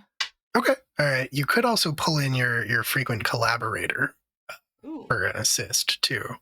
Turn that into a 10 if you want to. Jojo. I mean, I'm certainly down for that. Cool. Well, then all you would need, that would be a very simple help someone roll. What is your chain at?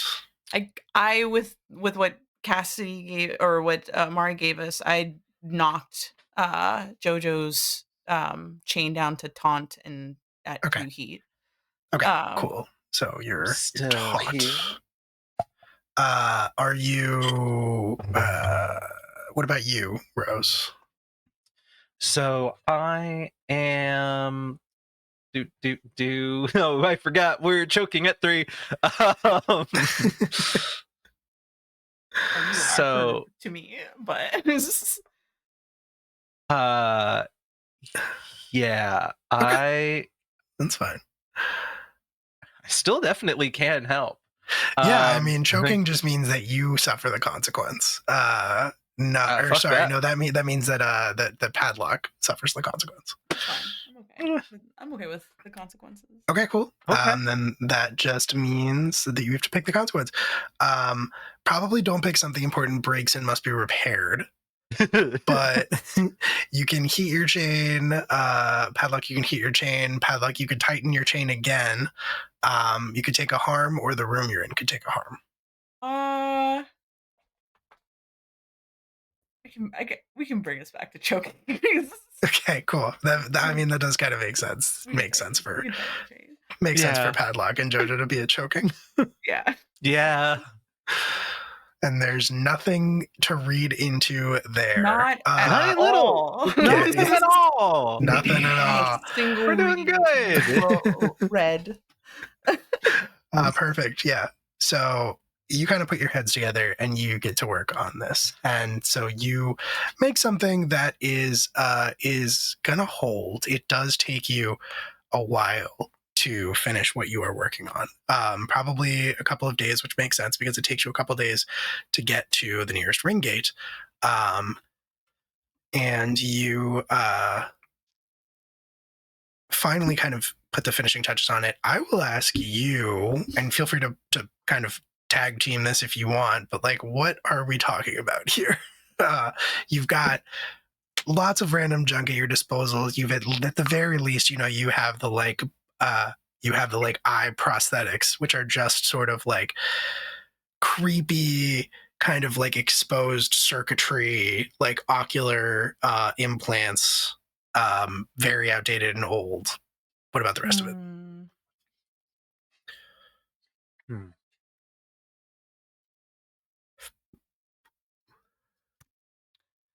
I feel like it's got to be handheld, something that doesn't take a lot of space. That is just stuff attached to it around it. No, I'm picturing like if it's this is truly kind of horrifying, but it's almost like a Mr. Potato Head. Yes. Yeah. So it's got the two eyes. And I feel like Joe and Patty would be like, well, we just don't want it to be creepy doll with two eyes, so we've probably like scrapped some things to try and give it like a little bit less of an uncanny face. I think that's what chokes our chain here, is us debating. Like, it's not even the functionality of making it work. Yeah. It's just making sure the aesthetic is there. Yeah. And we're arguing about it. Yeah. It's just, I don't think she's going to be that happy. I just, I understand the smiley face, but I'm just like, a good neutral expression is going to, let her decide for herself how she's feeling. Yeah, but I get that. But it's also about how we react to things. People find neutral expressions unnerving, and you want her to perceive uncomfortable. I don't. So heard, but that much teeth, like that's a lot of teeth for a smile. Honestly, I think the real problem is that we gave two eye sensors, and I think we just need one. If we can agree on one thing, that's it. It should be a Cyclops. Ellie should be a Cyclops. So we cool, have it. So cool. It's a two-eyed kind of like retrofitted, because I think it makes sense. The original thing was like a speak like oval, that red thing. So now we just turned it upside down, and now it's like a Mr. Potato Head. Cool. Very collage feeling. Very. Yeah, I think we compromised. So it's got half a smile and then like just a neutral expression. So it's like in a weird, almost smirk. Mm-hmm. It's definitely got one of those "Hello, my name is" like stickers wrapped around the body of it too. Yeah. Horrifying. Okay, but those TikToks that are like, okay, my partner is gonna show you something, and you got to be really excited, really cool about it. This is Joe showing bad. Just rolling up. Listen, my partner is gonna show you something that they worked really hard on. Everyone, be really excited to see Ellie, because it's gonna be Ellie's first time. We did our best. What do you think, Captain? Great, right? That's positive. That's positive. That's positive. I think that's good. Yeah. I think we did good. Blown away, right? Yeah. No, better than I could have been. They'll be able to see, they'll be able to hear everything, they'll be able to like communicate, I mean, the functionality is still there. It's a work in progress, but I think it's really Mars will be able to dial this in a little bit. But yeah, if you get a good coat of paint, it functions great.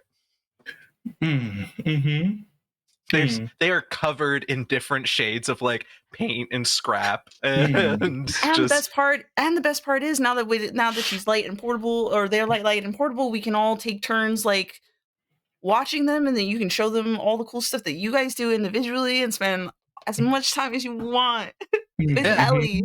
Isn't that Take cool? take your Ellie to Tenebris Day. It's gonna be fucking awesome. Like imagine Dickie just like hanging out in the medical bay, and then Ellie's there helping you crunch numbers and stuff, or whatever you do in the medical bay.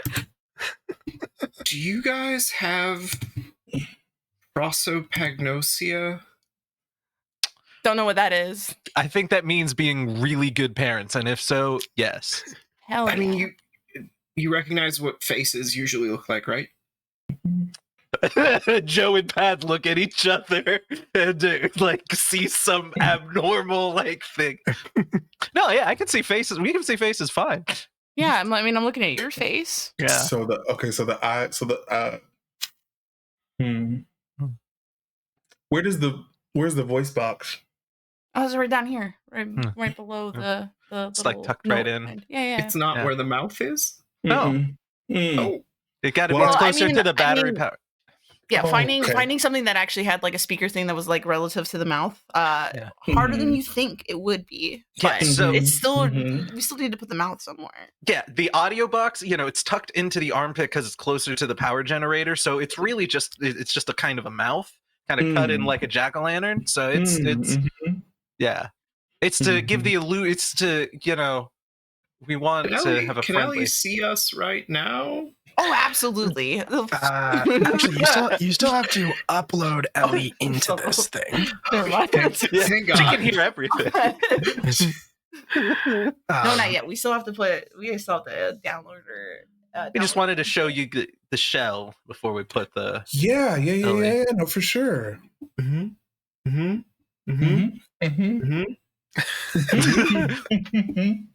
right, They're good. I need to I think go. mhm are good. I need to go to the helm. I'm gonna go.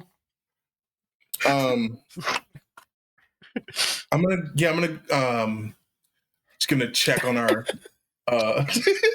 Just gonna walk away. Yeah.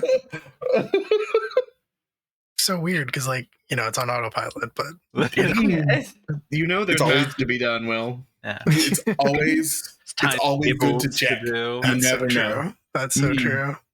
I love my ugly child, and There are many children out there. This one's mine. Yeah. You, so right. many ugly kids out there, and this ugly kid is mine. So That's my ugly baby. So after reinventing Labubus,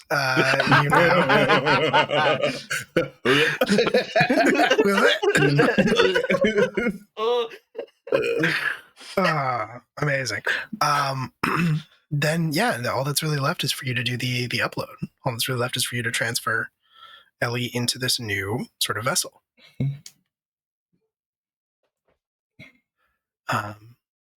Which it's a pretty straightforward process. You settle in, padlock. Picturing this is kind of the last stage of the process. And so you have the ability, you're kind of on your own in this moment, I sort of imagine.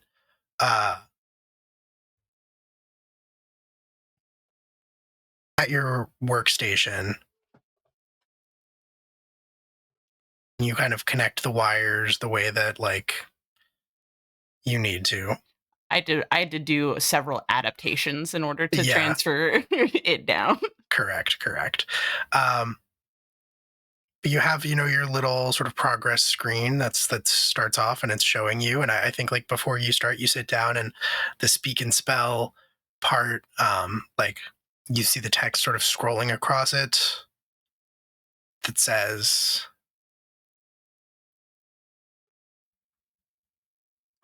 I'm scared.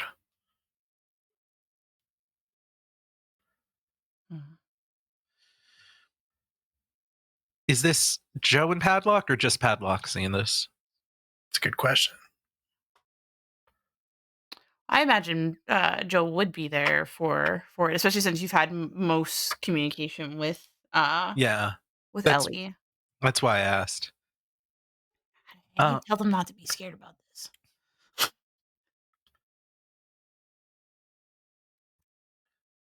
tell them it's okay to be scared. And that we worked really hard, that we think that this is going to work. That if they don't want to do this, it's okay. That we're right here through the whole thing. And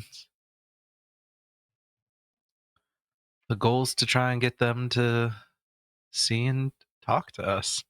If they'd rather wait until we're in Mars, that's okay too. But it's up to them. Just remind them that we'll support them whatever they want to do. I'm gonna try to type all of that out as Just best and as literally quick as word for possible. word. Right, And right. then I think it would Really end nice. with, okay, now say that with your way. Wait, no, I'm saying that's Jojo. Oh, okay. Really nice hi, word. yeah. Hi, Ellie. Sorry, this was, I tried my Yeah. best. Love you. But I'll send that to Ellie, and then I'll add to just like for them to give us a response of like, should we move forward with it or should we wait? Yeah. You, Jojo, sorry, you type all of that out, Padlock, and after a second, you see the text scrolling again, and it says, "No, I can be brave. I want to be able to see everyone and hear everyone and talk to everyone."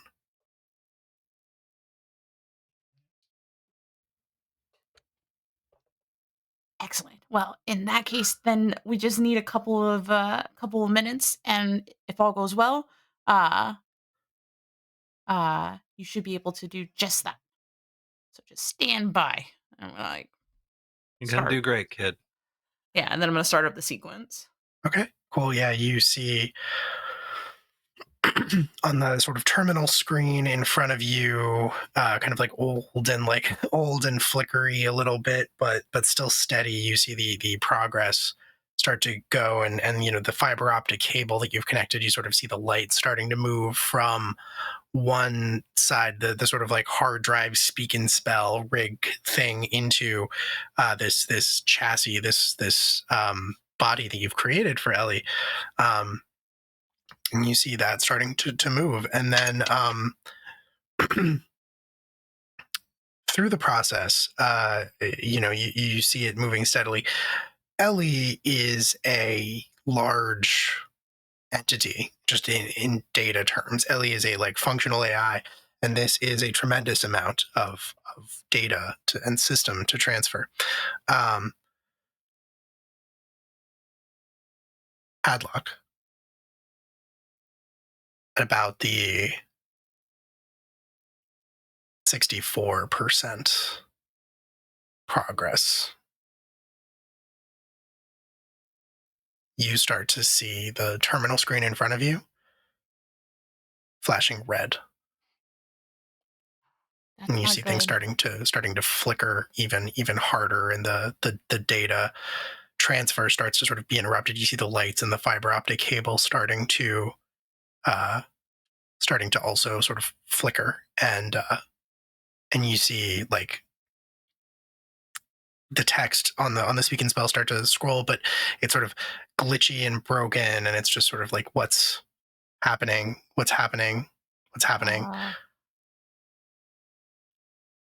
No. Just, I look at Stay calm. Let's fix this. What can we, yeah. Yeah, I think Padlock, I'm gonna need you to roll to act fast. Roll with gut. hell of a time not to be rolling well on a act fucking fast gut. I don't have gut. Damn. That's a 3. Okay. That's a 3. We can try. Jojo's there to help. We could try to get that up to a 4, which would be a 7. Yeah. You're not wrong. You're not wrong. You're back to choking. So you could do it, but the question is, like, what is your heat? My heat right now with Joe is 3. 2. Mine's 3. Mine's at 2. Okay. Is it the higher or lower? It's the higher. It is the lower, but you guys are choking, which technically means you subtract the higher of the 2 heats from the roll. Yeah.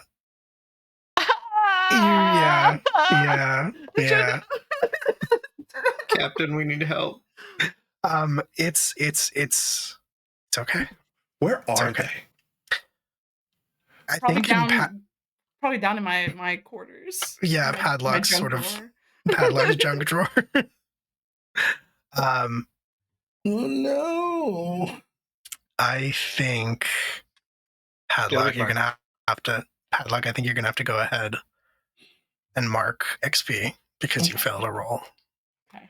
Oh no! But you are still trying to act fast, and I think sort of out of instinct, you like feel the connection. Like you see the connection starting to flag. You see the upload, the transfer, the data transfer starting to stutter and falter, and you go to make sure that like you go to check the connection, right, to the body that you all created and set up for Ellie, and you go to grab that and make sure that it's seated properly and everything. And as you do that, as you touch it, I think Jojo, you are going to see just sparks erupt as Padlock's body starts to seize a little bit with the convulse with the electricity that's running through it. Padlock, I'm going to need you to mark 1 harm. Okay. Just a harm. 1 harm, and then I think you see Padlock. Jojo, you see Padlock fall to the ground, fall to the floor of the Tenebris, unconscious. Not The again. transfer looks like it has stopped at this point. Stop. Okay, so the transfer is stopped. Padlock is on the ground. Padlock is on the ground. The first thing that Joe does is whether there is an alarm, urgency, something's up, gonna smash that thing like the we need a doctor alarm. Sure, yeah. I mean, your comms are probably your best bet. Immediately, transfer's fucking up. Patty's down. Get here now. I need to fix a transfer. And so Padlock is unconscious. Joe looks at the transfer. She's said that already, so she knows it's seconds for when Pad is gonna hopefully get help. But I think she just looks at the ground and says, Patty, I love you. I am so sorry. And then turns to the thing and is going to focus on trying to rescue Ellie. Absolutely. And you start looking through it. You check the original drive that you took out of Tranquility with you, with this beacon spell sort of thing attached to it, and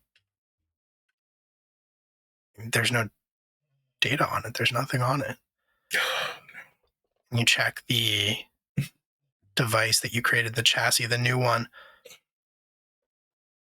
It's the same. There's nothing there.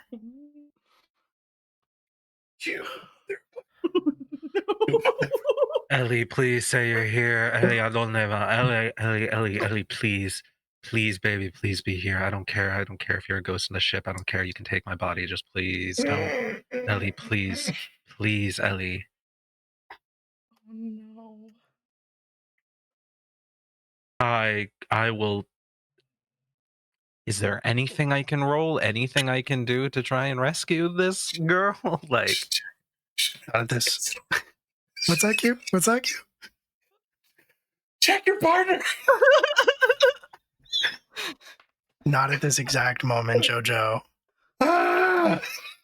You're looking at this and you just don't see what you're looking for. And I think Jojo in that moment is stumped. I think she throws something, especially because like Joe like has been fighting. They've been tense. They've been whatever. She's like trying not to cry and like failing. Tears are definitely goes. And then she looks at. That's when she like turns to Padlock and is and like just wheels over and like tries to check on them. Padlock lying on the ground, smoking slightly. But you do notice one thing, Jojo, as you are examining Padlock. And this is, before Dickie gets there, before the captain gets there. But their eyes are closed. They are breathing. Their eyes are closed. And you can see the movement from their eyes underneath the lids, the rapid eye movement. And Padlock. Sorry, did you want to say something, Jojo? No. It was just going to be, oh shit, if you heard me, I'm sorry. Padlock. Mhm. It is dark where you are. When you sort of come back to your senses, everything goes dark. Then you become kind of aware of yourself again, but everything around you is once again dark. Then you hear or almost feel a voice behind you. It says, "Hello." I like turn around. Karate hands up. You turn around and there is a girl standing there. There is a little girl standing there. Not really sure how old she is exactly. And honestly, as you're looking at her, it seems to sort of fluctuate. She seems to be sort of like getting older and then sort of getting younger again and getting older again and sort of getting younger again. But you do notice a distinct,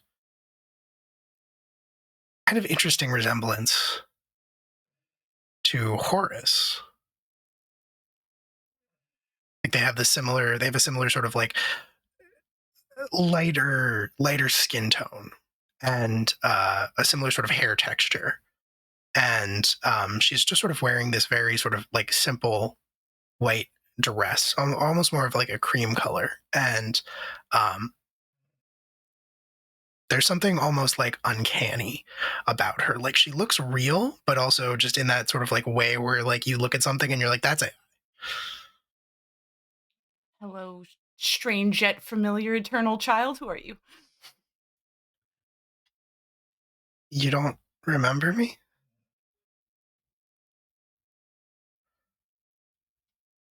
Wait. Ellie?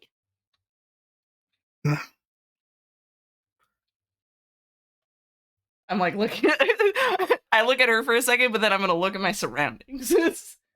Where are we? I don't know exactly, but I think maybe, well, you're like my brother.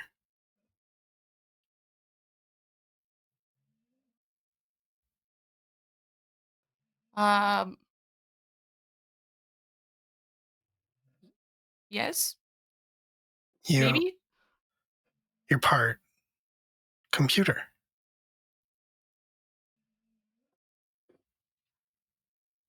Technically the computers swim in me. But yes. Yes, I think. I think that's where I went and when everything was, when things were getting dark and scary. I think you saved me. Oh. Yeah, no, yeah. My instinct is just to call out for Amari. Cap.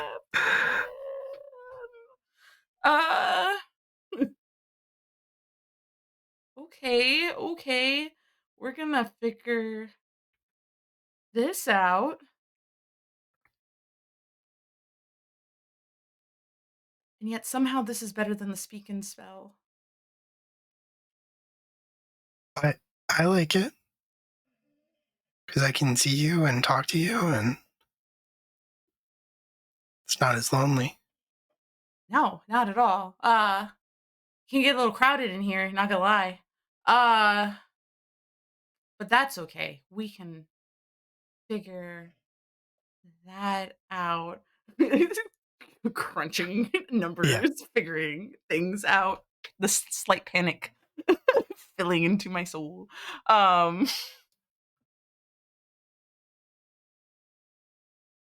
It's fine. It's fine. It's fine. It'll be okay. But yes, at least you can see things now, right? You can see things? Or you just see this? I can see you. Yeah. Okay.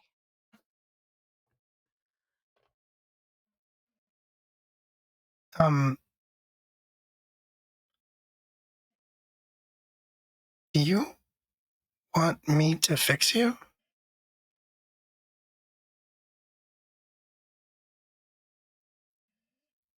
Oh, that is a complicated question that you just asked me. Because I did not realize that I was malfunctioning. What do you mean by that?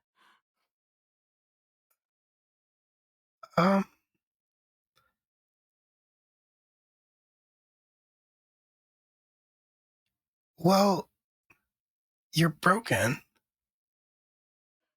And you're not real.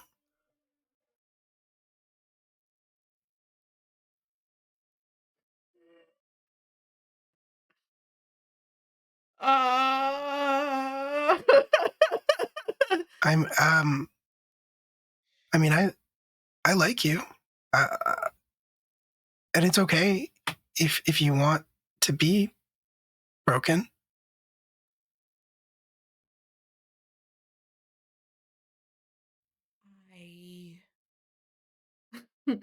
I think we can cross that diagnostic rainbow when we get there, but I feel right now we shouldn't have to worry about whether or not I'm real or not.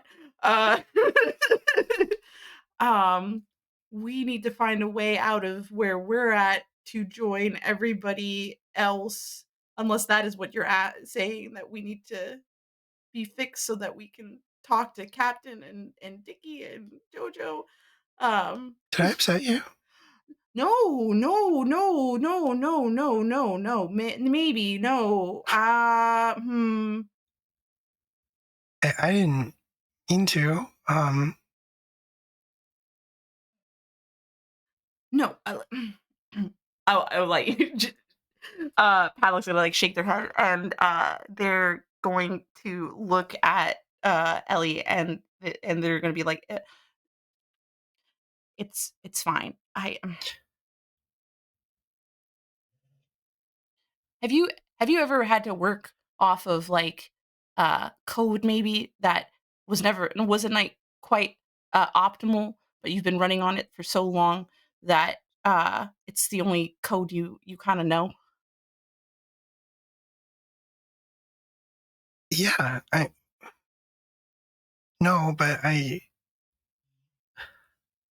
said that it's okay if you want to be broken.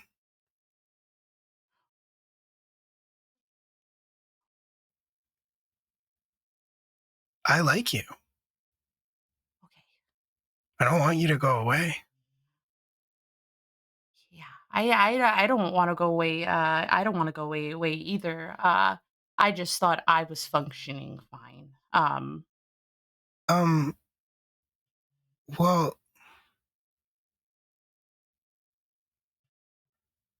I can't be in your brain because you're a person. You're a human. You're alive. Mhm. But you have these nanobots, these nanites, and that's who you are.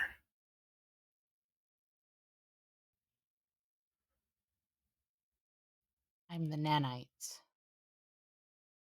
Nanites are me. Under that, in your brain, there's someone else probably.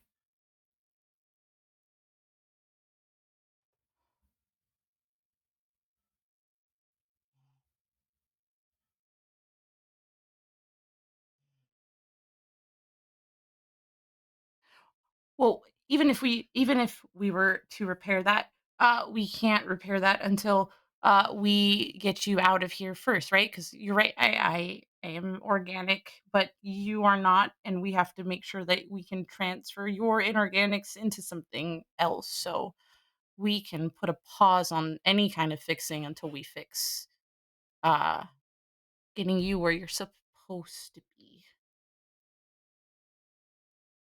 Okay.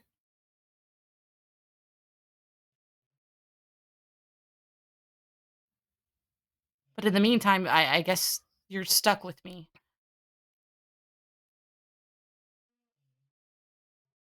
I think when you probably just need a second to reset. Right. Give it a couple seconds. I'll punch up. Yeah. We'll just sit here quietly I until it can does. do that if you want. Oh, can you? Can you? Yeah. Yeah. Maybe we should. Maybe The we should do nanites that. just need to reboot and then they can fix you. Right. Well, let's do that, shall we? Okay.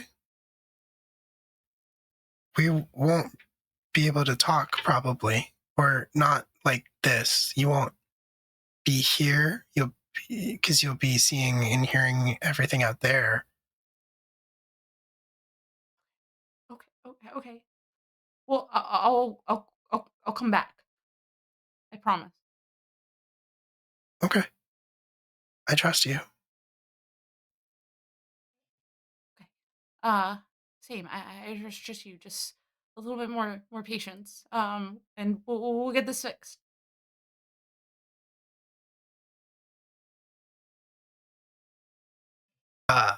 Jojo. Help. Dickie, I think you get that alert. All of you get that alert. Dickie and Omari, you run down from your respective parts of the ship to Padlock's room, Padlock's junk drawer, as we called it affectionately. And you see Padlock lying there on the ground. You see Jojo over Padlock. I think Dickie's not hesitating or doing anything. He's just heading immediately to Padlock, and he's got his bags, he's pulling out shit, and jamming adrenaline in, making sure that there's it just no sparked. broken bones. Yeah, it just sparked, and they went down. He ain't wake up yet. Okay. You breathing.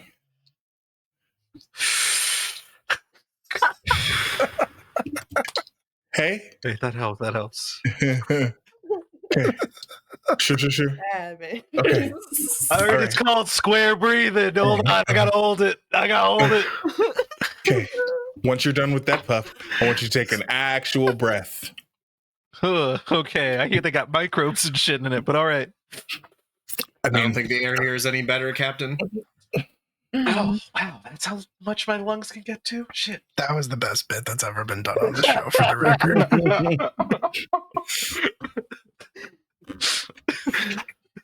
Oh, God. Okay. What the fuck? So, it was going fine. It was, we passed the halfway point. We were just waiting for Ellie to load up, and then it stopped. It sparked and shit.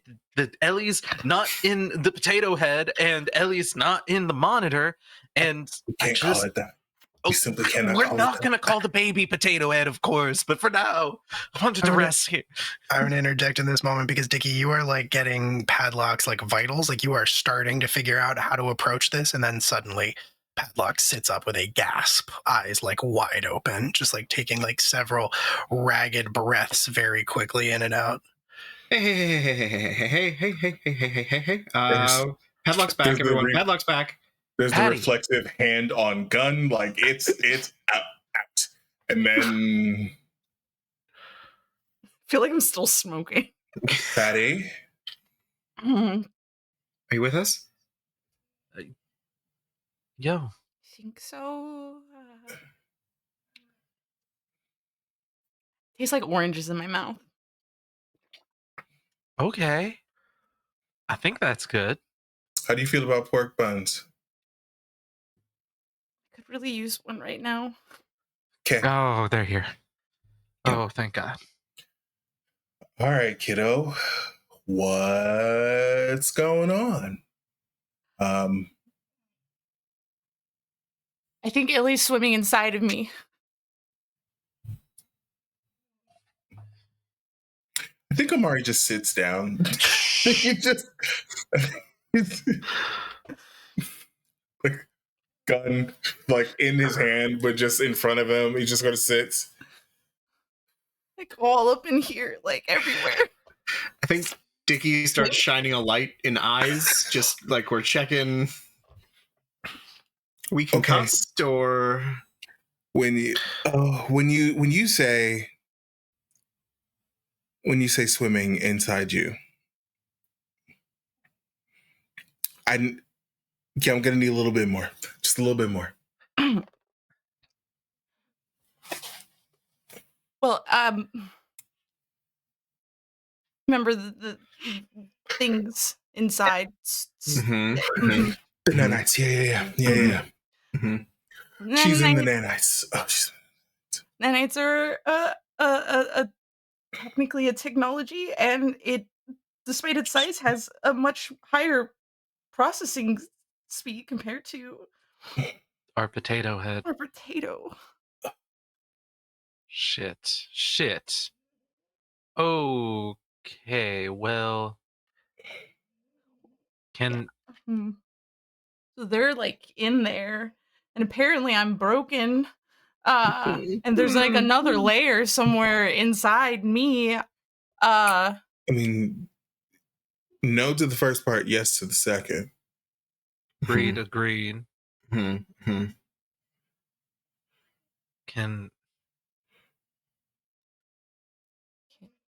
How do you feel? My mouth tastes like oranges. Okay. Okay, it was just stuck on the orange. That's fine. That's fine. Physically, how do you feel? I feel fine. Okay. Couple things, Dickie. First and foremost, Frodo, please stop. Dickie, you can roll to help Jojo. Jojo took 1 harm from electrocution. Padlock, not Jojo. Padlock. Sorry, yes, Padlock. Jesus. So you can do red to red, white to white. Well, that's a 12. Hell yeah, cool. brother. Yeah. Hell yeah, brother. So you heal 1 harm, Padlock. So And I You're also feeling- have like calcium supplements that will counteract the orange taste in your mouth. Like it'll balance out, the acidicness of the orange with some. So we'll get your Bone pH powder. balance back in line. The bone powder would be the answer. like blood on the tongue. Padlock, because Dickie has bound in blood, you also have to heat your chain with Dickie. I You couldn't can't. have allowed me to do that while Padlock was unconscious, so we could have loosened that chain. You monster. You only just treated them. Treated them. We're at choking 3 now. A choking 3. Sorry, it tastes bad. I didn't know. I didn't know that we wanted to keep the orange flavor. The orange flavor was the thing I needed. Damn you for taking it. But I will also say, Dicky, when you check Padlock for concussions or things like that, you don't think it's a concussion, but you do notice that their eyes are extremely bloodshot. And Padlock, while you do feel better after Dicky treats you for your electrocution, your head is pounding. What do you do for headaches? Well, there are a number of possibilities. So loud.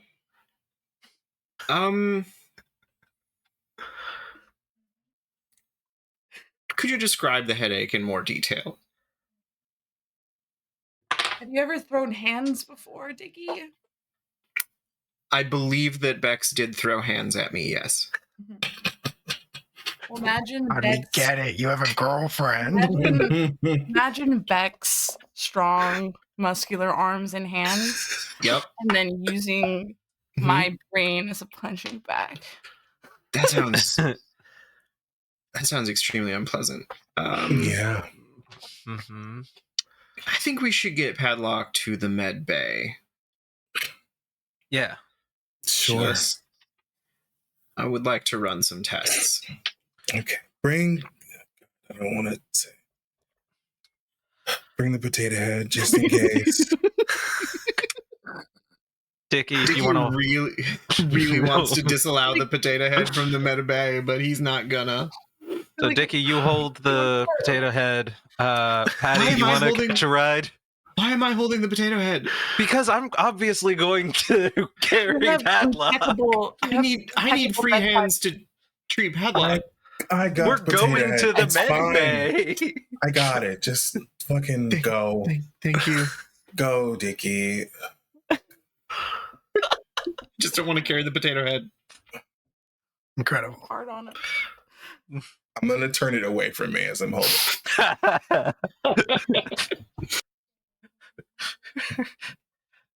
Okay.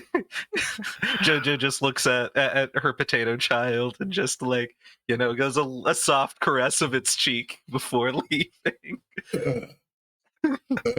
I love you, ugly baby. Incredible. When you get to the med bay, and you set Padlock up, and you, Dicky, you can start examining Padlock.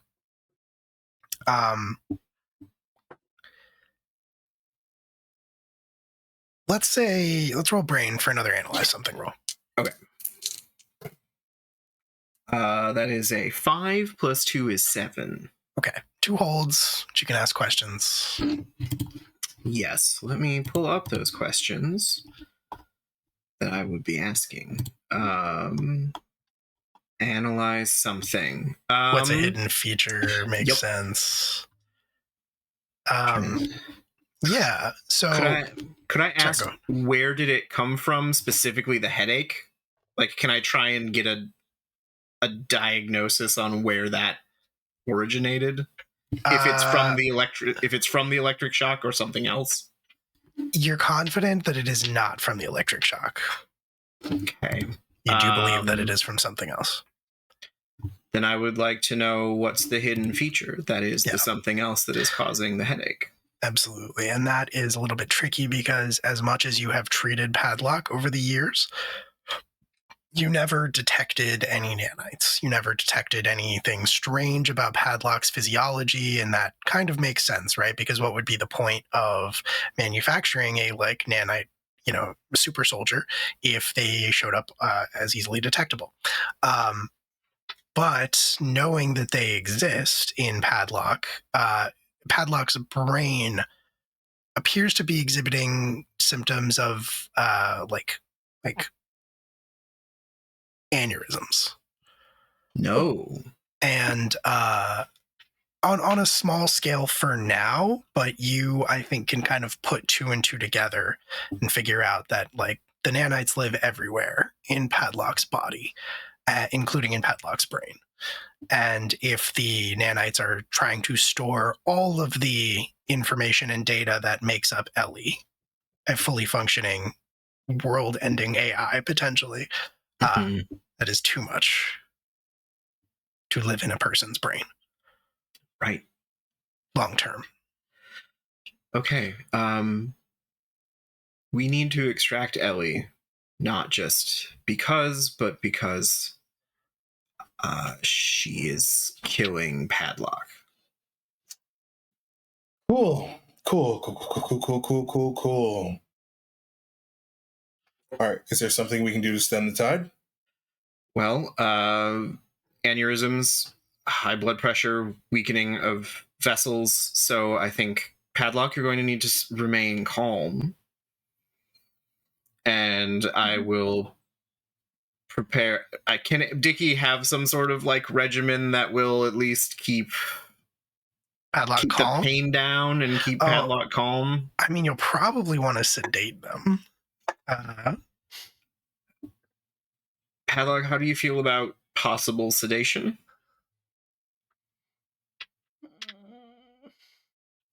We're not that far out. And once we were able to talk to Maeve, she might have an option for extracting Ellie that we don't have access to. And if not, we'll make one. Absolutely. I'm sure. I'm not going to be able to contact him right now. I mean, okay, if it's not going to be a long time. Literally only as long as we need to. Not a second more.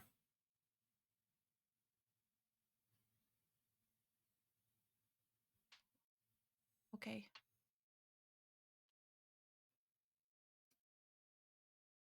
And I think Dickie will find his sedation materials and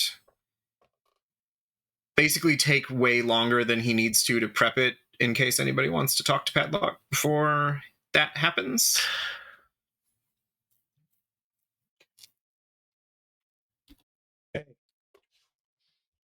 Yeah. It'll be okay. We got you. You know that, right? Yeah. Yeah, I know that. It'll be done before you know it. I think like Padlock is just nodding because I think they're spending more time internalizing it than anything else. Like they're thinking more about everything Ellie had said because that is the thing that is really grinding their gears at this point. So it's just a nervous thing. I think it's just like a slowly, eventually, like patting hand out for JoJo. She's immediately there if she's allowed to be, and just holding their hand and just being like, it's gonna be all right, right here. Just a second, just like going to sleep, just like with Ellie.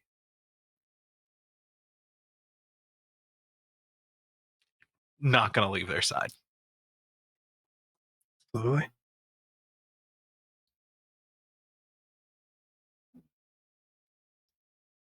You're muted. Muted. Damn it. Dickie would love to say that Padlock would not feel a thing, but he honestly doesn't know with what the nanites are going to do. So he just gives him a look and then kind of looks to JoJo to be like, hey, maybe distract while I make this happen. And then we will sedate Padlock. I think Joe talks about the first time that they met.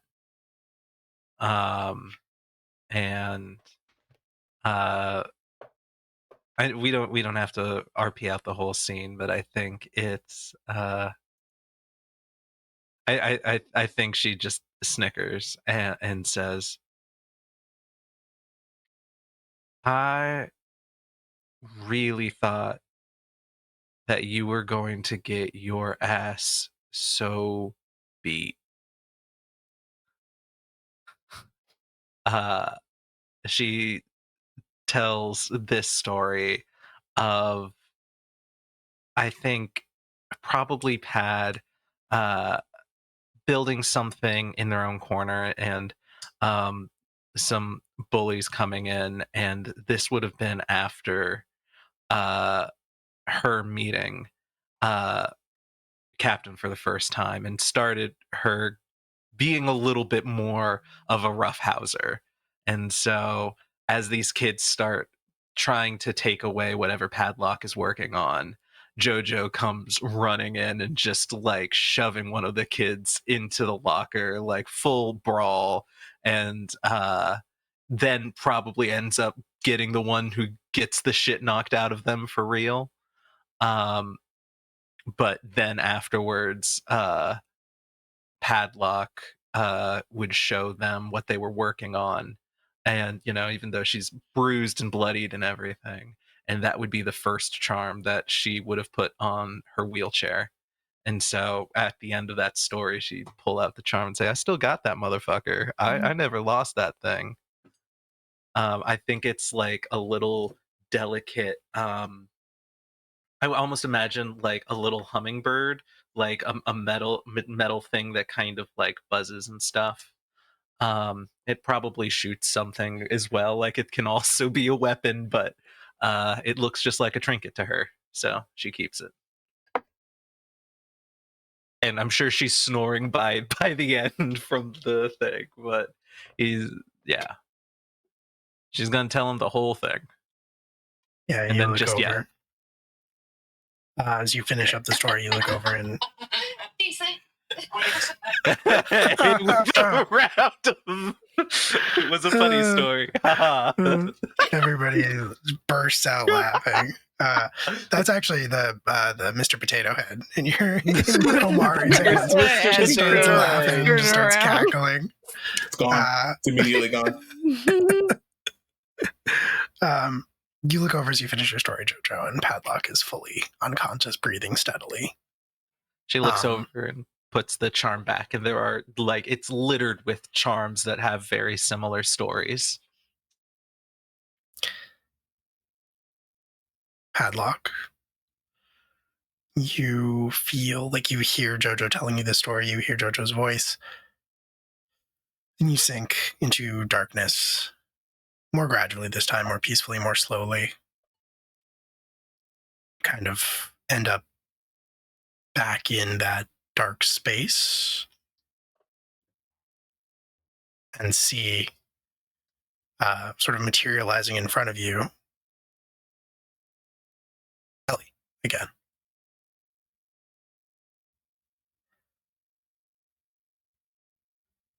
She looks a little confused, a little concerned, worried.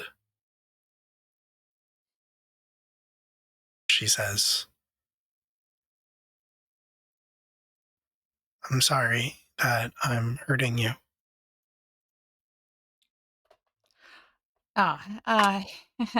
It's not your fault. This has been with me for a while, so if it wasn't you, uh, so important thing is that you're still here, and we just have to trust the captain on it, and Dickie and Joe too.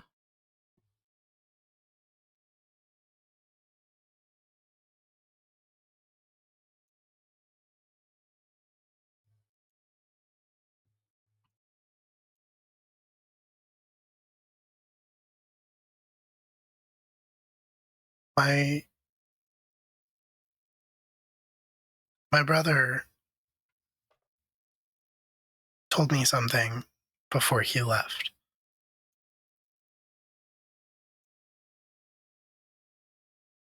What was that?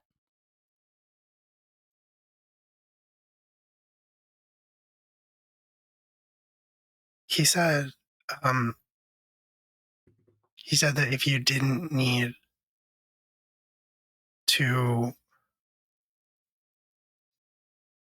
he said that if you didn't need to share blood to be family, then you didn't need to be flesh and blood to be alive, real.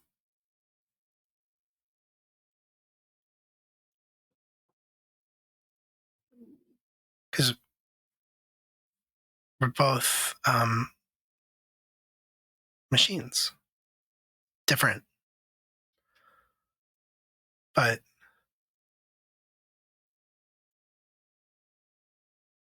he's my brother.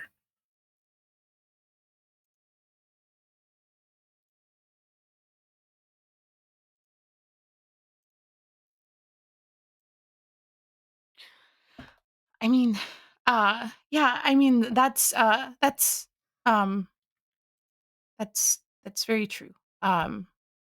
Because I mean, all of us are just little like pieces of stuff.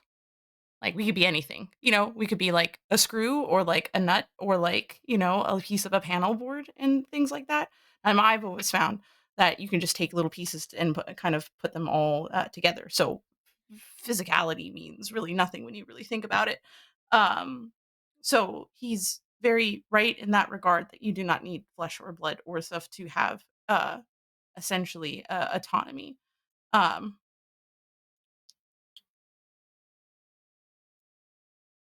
but in the same way that you do not have to be flesh and blood to be a family, um, but we still have to be able to find things that I guess keep us going and functioning so that we can still kind of be here, I guess. And I think that's what it is. Um,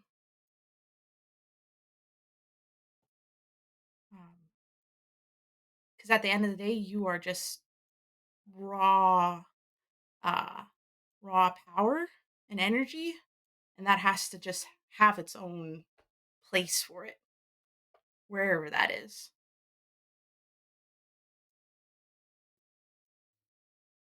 And isn't that true about you too?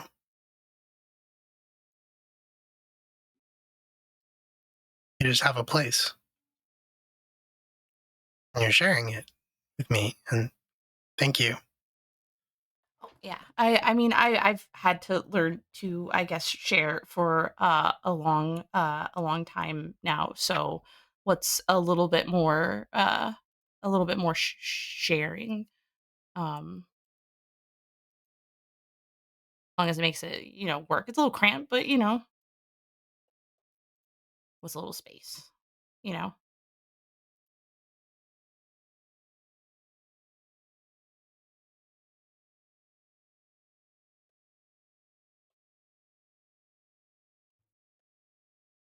Are are, are you okay though? Like do you feel fine? I'm okay.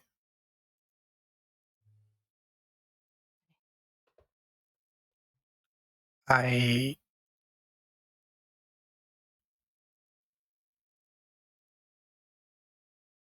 I just want to help,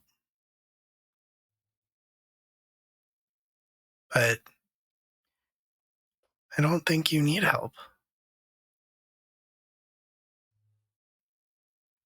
Well, I mean, we all need help in our own ways, but I've been able to find that help in the people that like, you know, are kind of around. You mentioned I was broken.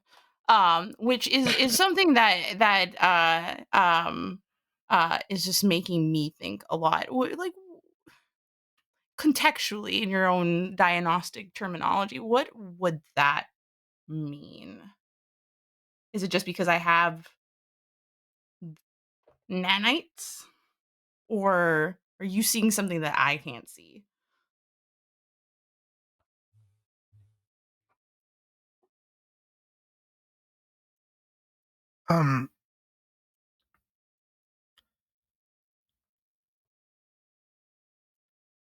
Someone put you into the nanites.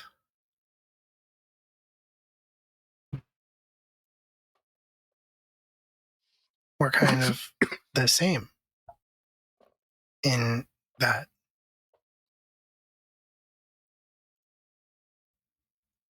to sort of cover up whatever is underneath. The nanites are malfunctioning. And I think that's why you never went away.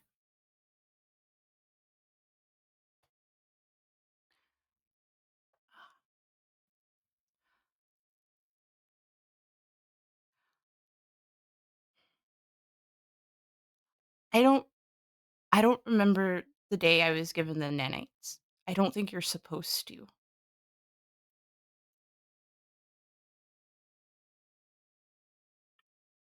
But That- I do remember the day that I didn't really feel the nanites anymore.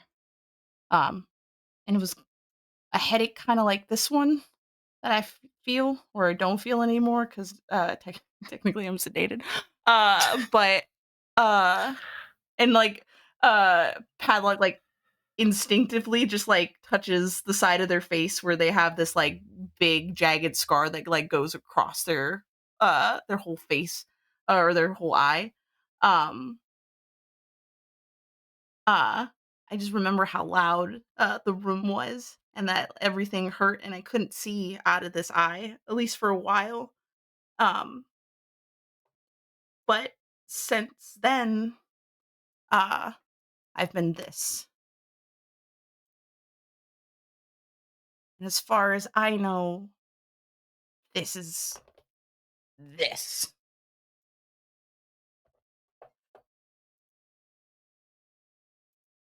So I don't know if it's a malfunction or not. It's just the only thing that I know and what I'm working off of.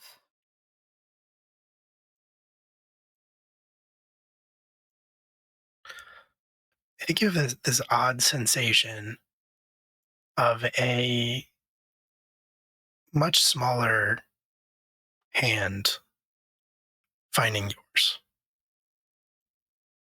which is not the same as like physical sensation. It's not the same way it feels when someone's touching you, but you still perceive it happening and you still feel it. Mhm.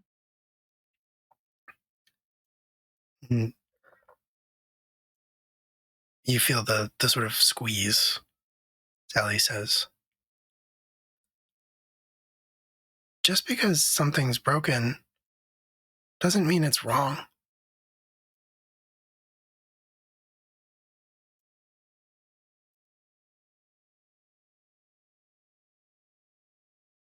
Hmm.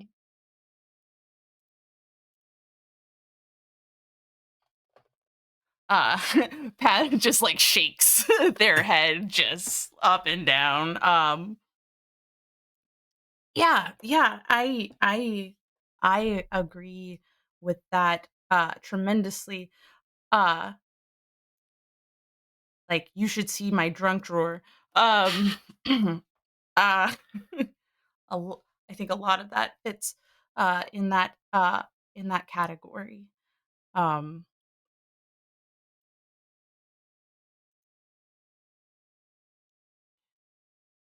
um, uh I don't think I mean I don't think um yeah um Pat like having a malfunction. Don't tell me these things. Uh No, it's so understandable. It's so yeah. fair. It's so fair. Um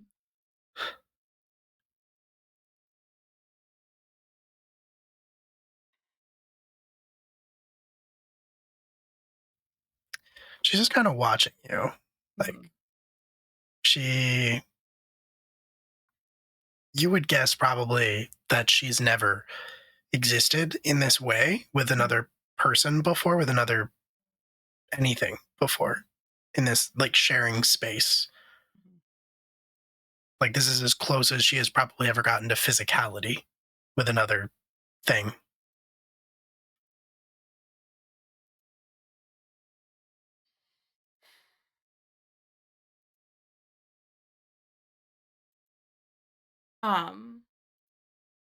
Yeah, I feel like Padlock's been pacing this whole entire time. So I Yeah, think this is like the first time where Padlock will finally just like stop and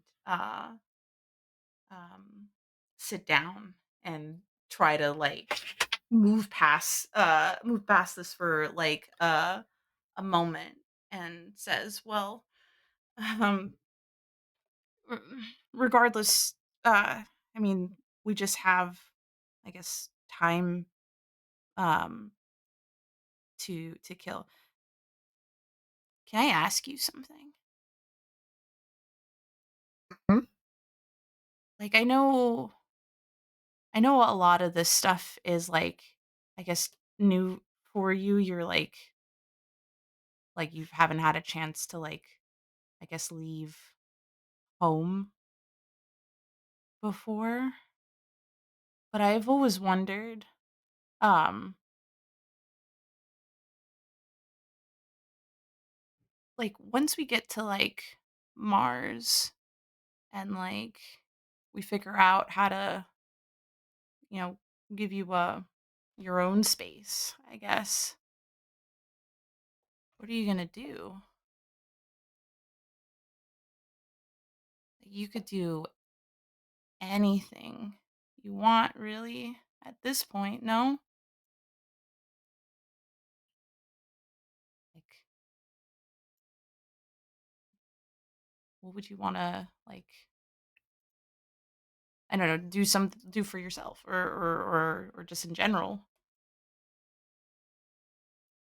She thinks about it for a second and then kind of looks up at like nothing and says, I don't really know. And then she looks over at you with like this big smile on her face and says, isn't that cool?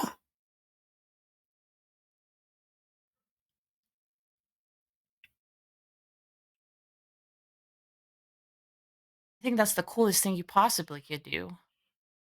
Not gonna lie. I'll probably do a lot of different things. I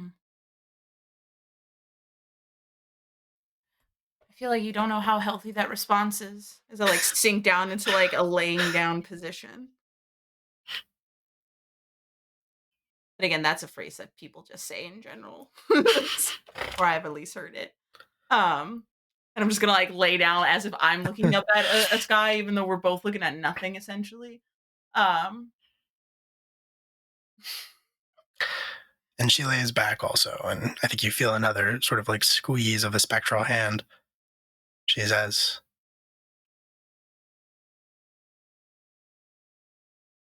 at least we're together? Yeah, at least we're together. I find that when things feel a little bit scary or overwhelming or other things, that at least you're not doing it alone, right? And I'll just look over at Ellie.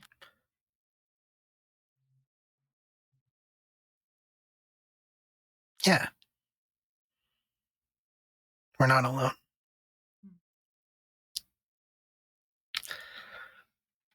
And I think that is where we're going to end this episode of Nephilim Tenebris. For sure. For sure. Yeah. Help me. Doing my best. We didn't even get to Mars. Now I know what Q feels like. It's like, oh no.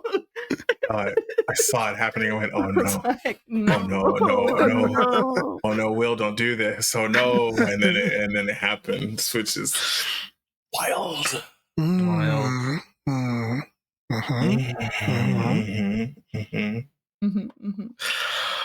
Oh boy.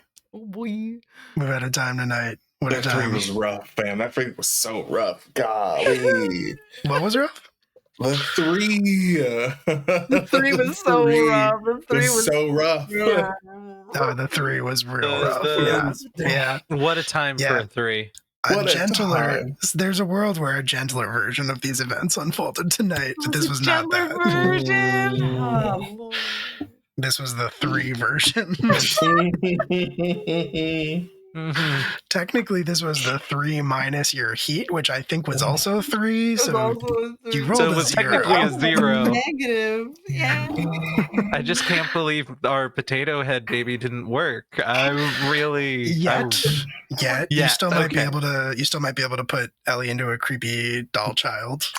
We need to give her full body. We need a full body, not Maybe. that thing. Maybe she likes it. She hasn't Maybe even she seen wants it to yet. be a creepy doll baby. Yeah, You said she would be anything. she's kind of a child. What would a child love? Children love Creepy creepy dolls. Yeah, that's right. It's true. Just I as mean, Julia. Even if we get her up to a whole body. No, Oh we shit! were- Chaotic no. wholesome right when we ripping. I was gonna raid Oh, No. they beat you to it. you. They did. Welcome on in, everybody. I hope Table Talk Show was good tonight. Hi, chaotic wholesome. Where's the thing that I gotta do? This would be Hello. easier if Frodo wasn't trying to push my whole keyboard off the desk. Of Frodo. course. Frodito. Yeah, he's being a whole problem. All right. Well, we're going to go around and do our outros. Thanks for coming in. We literally just wrapped up our session for the night. So we'll go around and we'll do our outros, and then we'll figure out how and who to pay it forward to. Starting, if you don't mind, with Alex. I don't mind. Hi, I'm Alex. I was Dr. Richard Courtney. Things that are happening. You can find me on Blue Sky at Mighty Finn, because Will reminded me what my username was last week, because I had forgotten. Speaking of, on alternate Tuesdays, for the time being, you can find me here in the Sayer House 6, a Monster of the Week limited series where I'm playing Jack O'Hare, who had an extremely normal childhood, and now he runs Jackrabbit Enterprises and Investigations, and he's just heading back to his childhood home that burned down and casually reappeared. Everything's fine. But that's all I'm really doing, because life is rough, and we're just keeping our heads above water. So, love each other, be nice to each other, and tell your people that they're important. And that's all I have to say. Enough said. Eli. Hello, my name is Eli. I was playing Padlock. But when I'm not hanging out here at Live from the Apocalypse, you can hang out with me at Mayday Roleplay. We are still in our little bit of our summer hiatus, but if you join us at the end of the month on a lovely Saturday, I will be leading a small cadre playing Inevitable. And we'll be kicking off that series then. But in the meantime, we'll be dropping a little bit of things in the interim, so keep eyes out on that. The other thing is check me out starting next week on Game Master Mondays every Wednesday. I will be playing Survivor the Desert. You can come see my silly man by the name of Zeke Harrison, wearing the same hat that I'm wearing right now, but just a greasy little guy. So come see how long I last on the island. Other than that, you can find my socials at A Ghost of Eli. I'm a professional game master. You can come play games with me on Start Playing, including Daggerheart Cult and Dungeons and Dragons. But other than that, that's it. Those are the things I'm doing right now. Oh, yeah. Q. No. Kidding. Hello, everybody. Hi, I'm Q, your friendly neighborhood cowboy maker. Today, I was Captain Omari Leda. When you don't see me here, being a cowboy menace, you can find me out on the internet at Midnight Inc. That is Midnight, no more _. I am Q. Q is my name. I'm sure you get it. Save a horse, ride a cowboy. I'm still making cowboys. pew. Let's see, what do we have next? Oh God, I don't know what I have next. Okay, I think we'll have class reunion, not this Saturday, but the one after. And then that Sunday, I will be over on Tales from Table Studios, of which I am part of the production team. I always forgot to say it because I'm bad at talking about myself.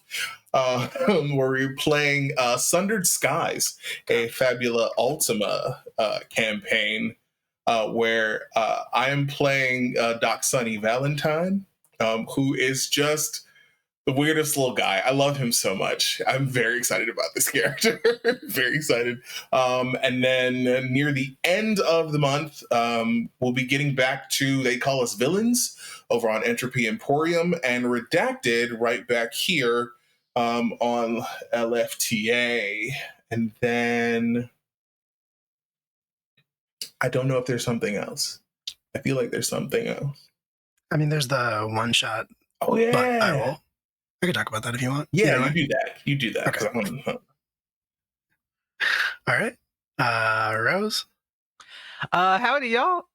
My name is Rose. I was playing JoJo. I don't have anything to announce yet, but I should have some more things coming in the future. And we'll be excited to share those later. Keep your eyes on Entropy Emporium and on LFTA for some fun things coming your way soon. Be good, get rest, good night. Hell yeah. And then that just leaves me. Hello. Hi, my name is Will. I was your storyteller this evening. I ran Nephilim Tenebris. And that's the game you've been watching. We'll be back in 2 weeks, probably, hopefully. Thursday, you can catch me over at Entropy Emporium running God Complex, a Girl by Moonlight game about making the corpses of dead gods into mech suits and fighting Space Kaiju at the end of the universe. Soon to be a spin-off of that game, which you should keep an eye out. I hear some cool things about that. Also going to be on Entropy Emporium, also on Thursdays. Some cool stuff happening with that game. Sunday night, you should be able to catch me back here at Live from the Apocalypse, running Academy H, our Basque's Actual Play podcast that we record live here on the channel. And then Tuesday, I'll be back running Sayer House 6, a Monster of the Week game about a group of children with very normal childhoods, as Alex mentioned. And then finally, for the immediate future, on the 11th, July 11th, we will be taking LFTA will be taking part in a fundraiser on Friday evenings, to raise money for DOTS, for accessible role-playing tools, as part of a fundraiser organized by Just the Human. LFTA will be taking part. I will be running a game of Slug Blasters on that Friday night, which is a very fun game about like competitive interdimensional sports, extreme sports. It's going to be a lot of fun. You will see Q in that, probably some other folks that you recognize as well. That's going to do it for the immediate future here at LFTA. If you're not already following it, we exist on one social media platform these days, Blue Sky, the only one that hasn't been swallowed up by the fascist monolith that is our society right now. We're not going to talk about it. It's fine. Also, there's a Discord community, which you could join and be a part of. It's a great place full of great people. We'd love to have you there. It's also the best place to know about what we're doing and we're up to and what we have going on. We're going to disappear in just a second.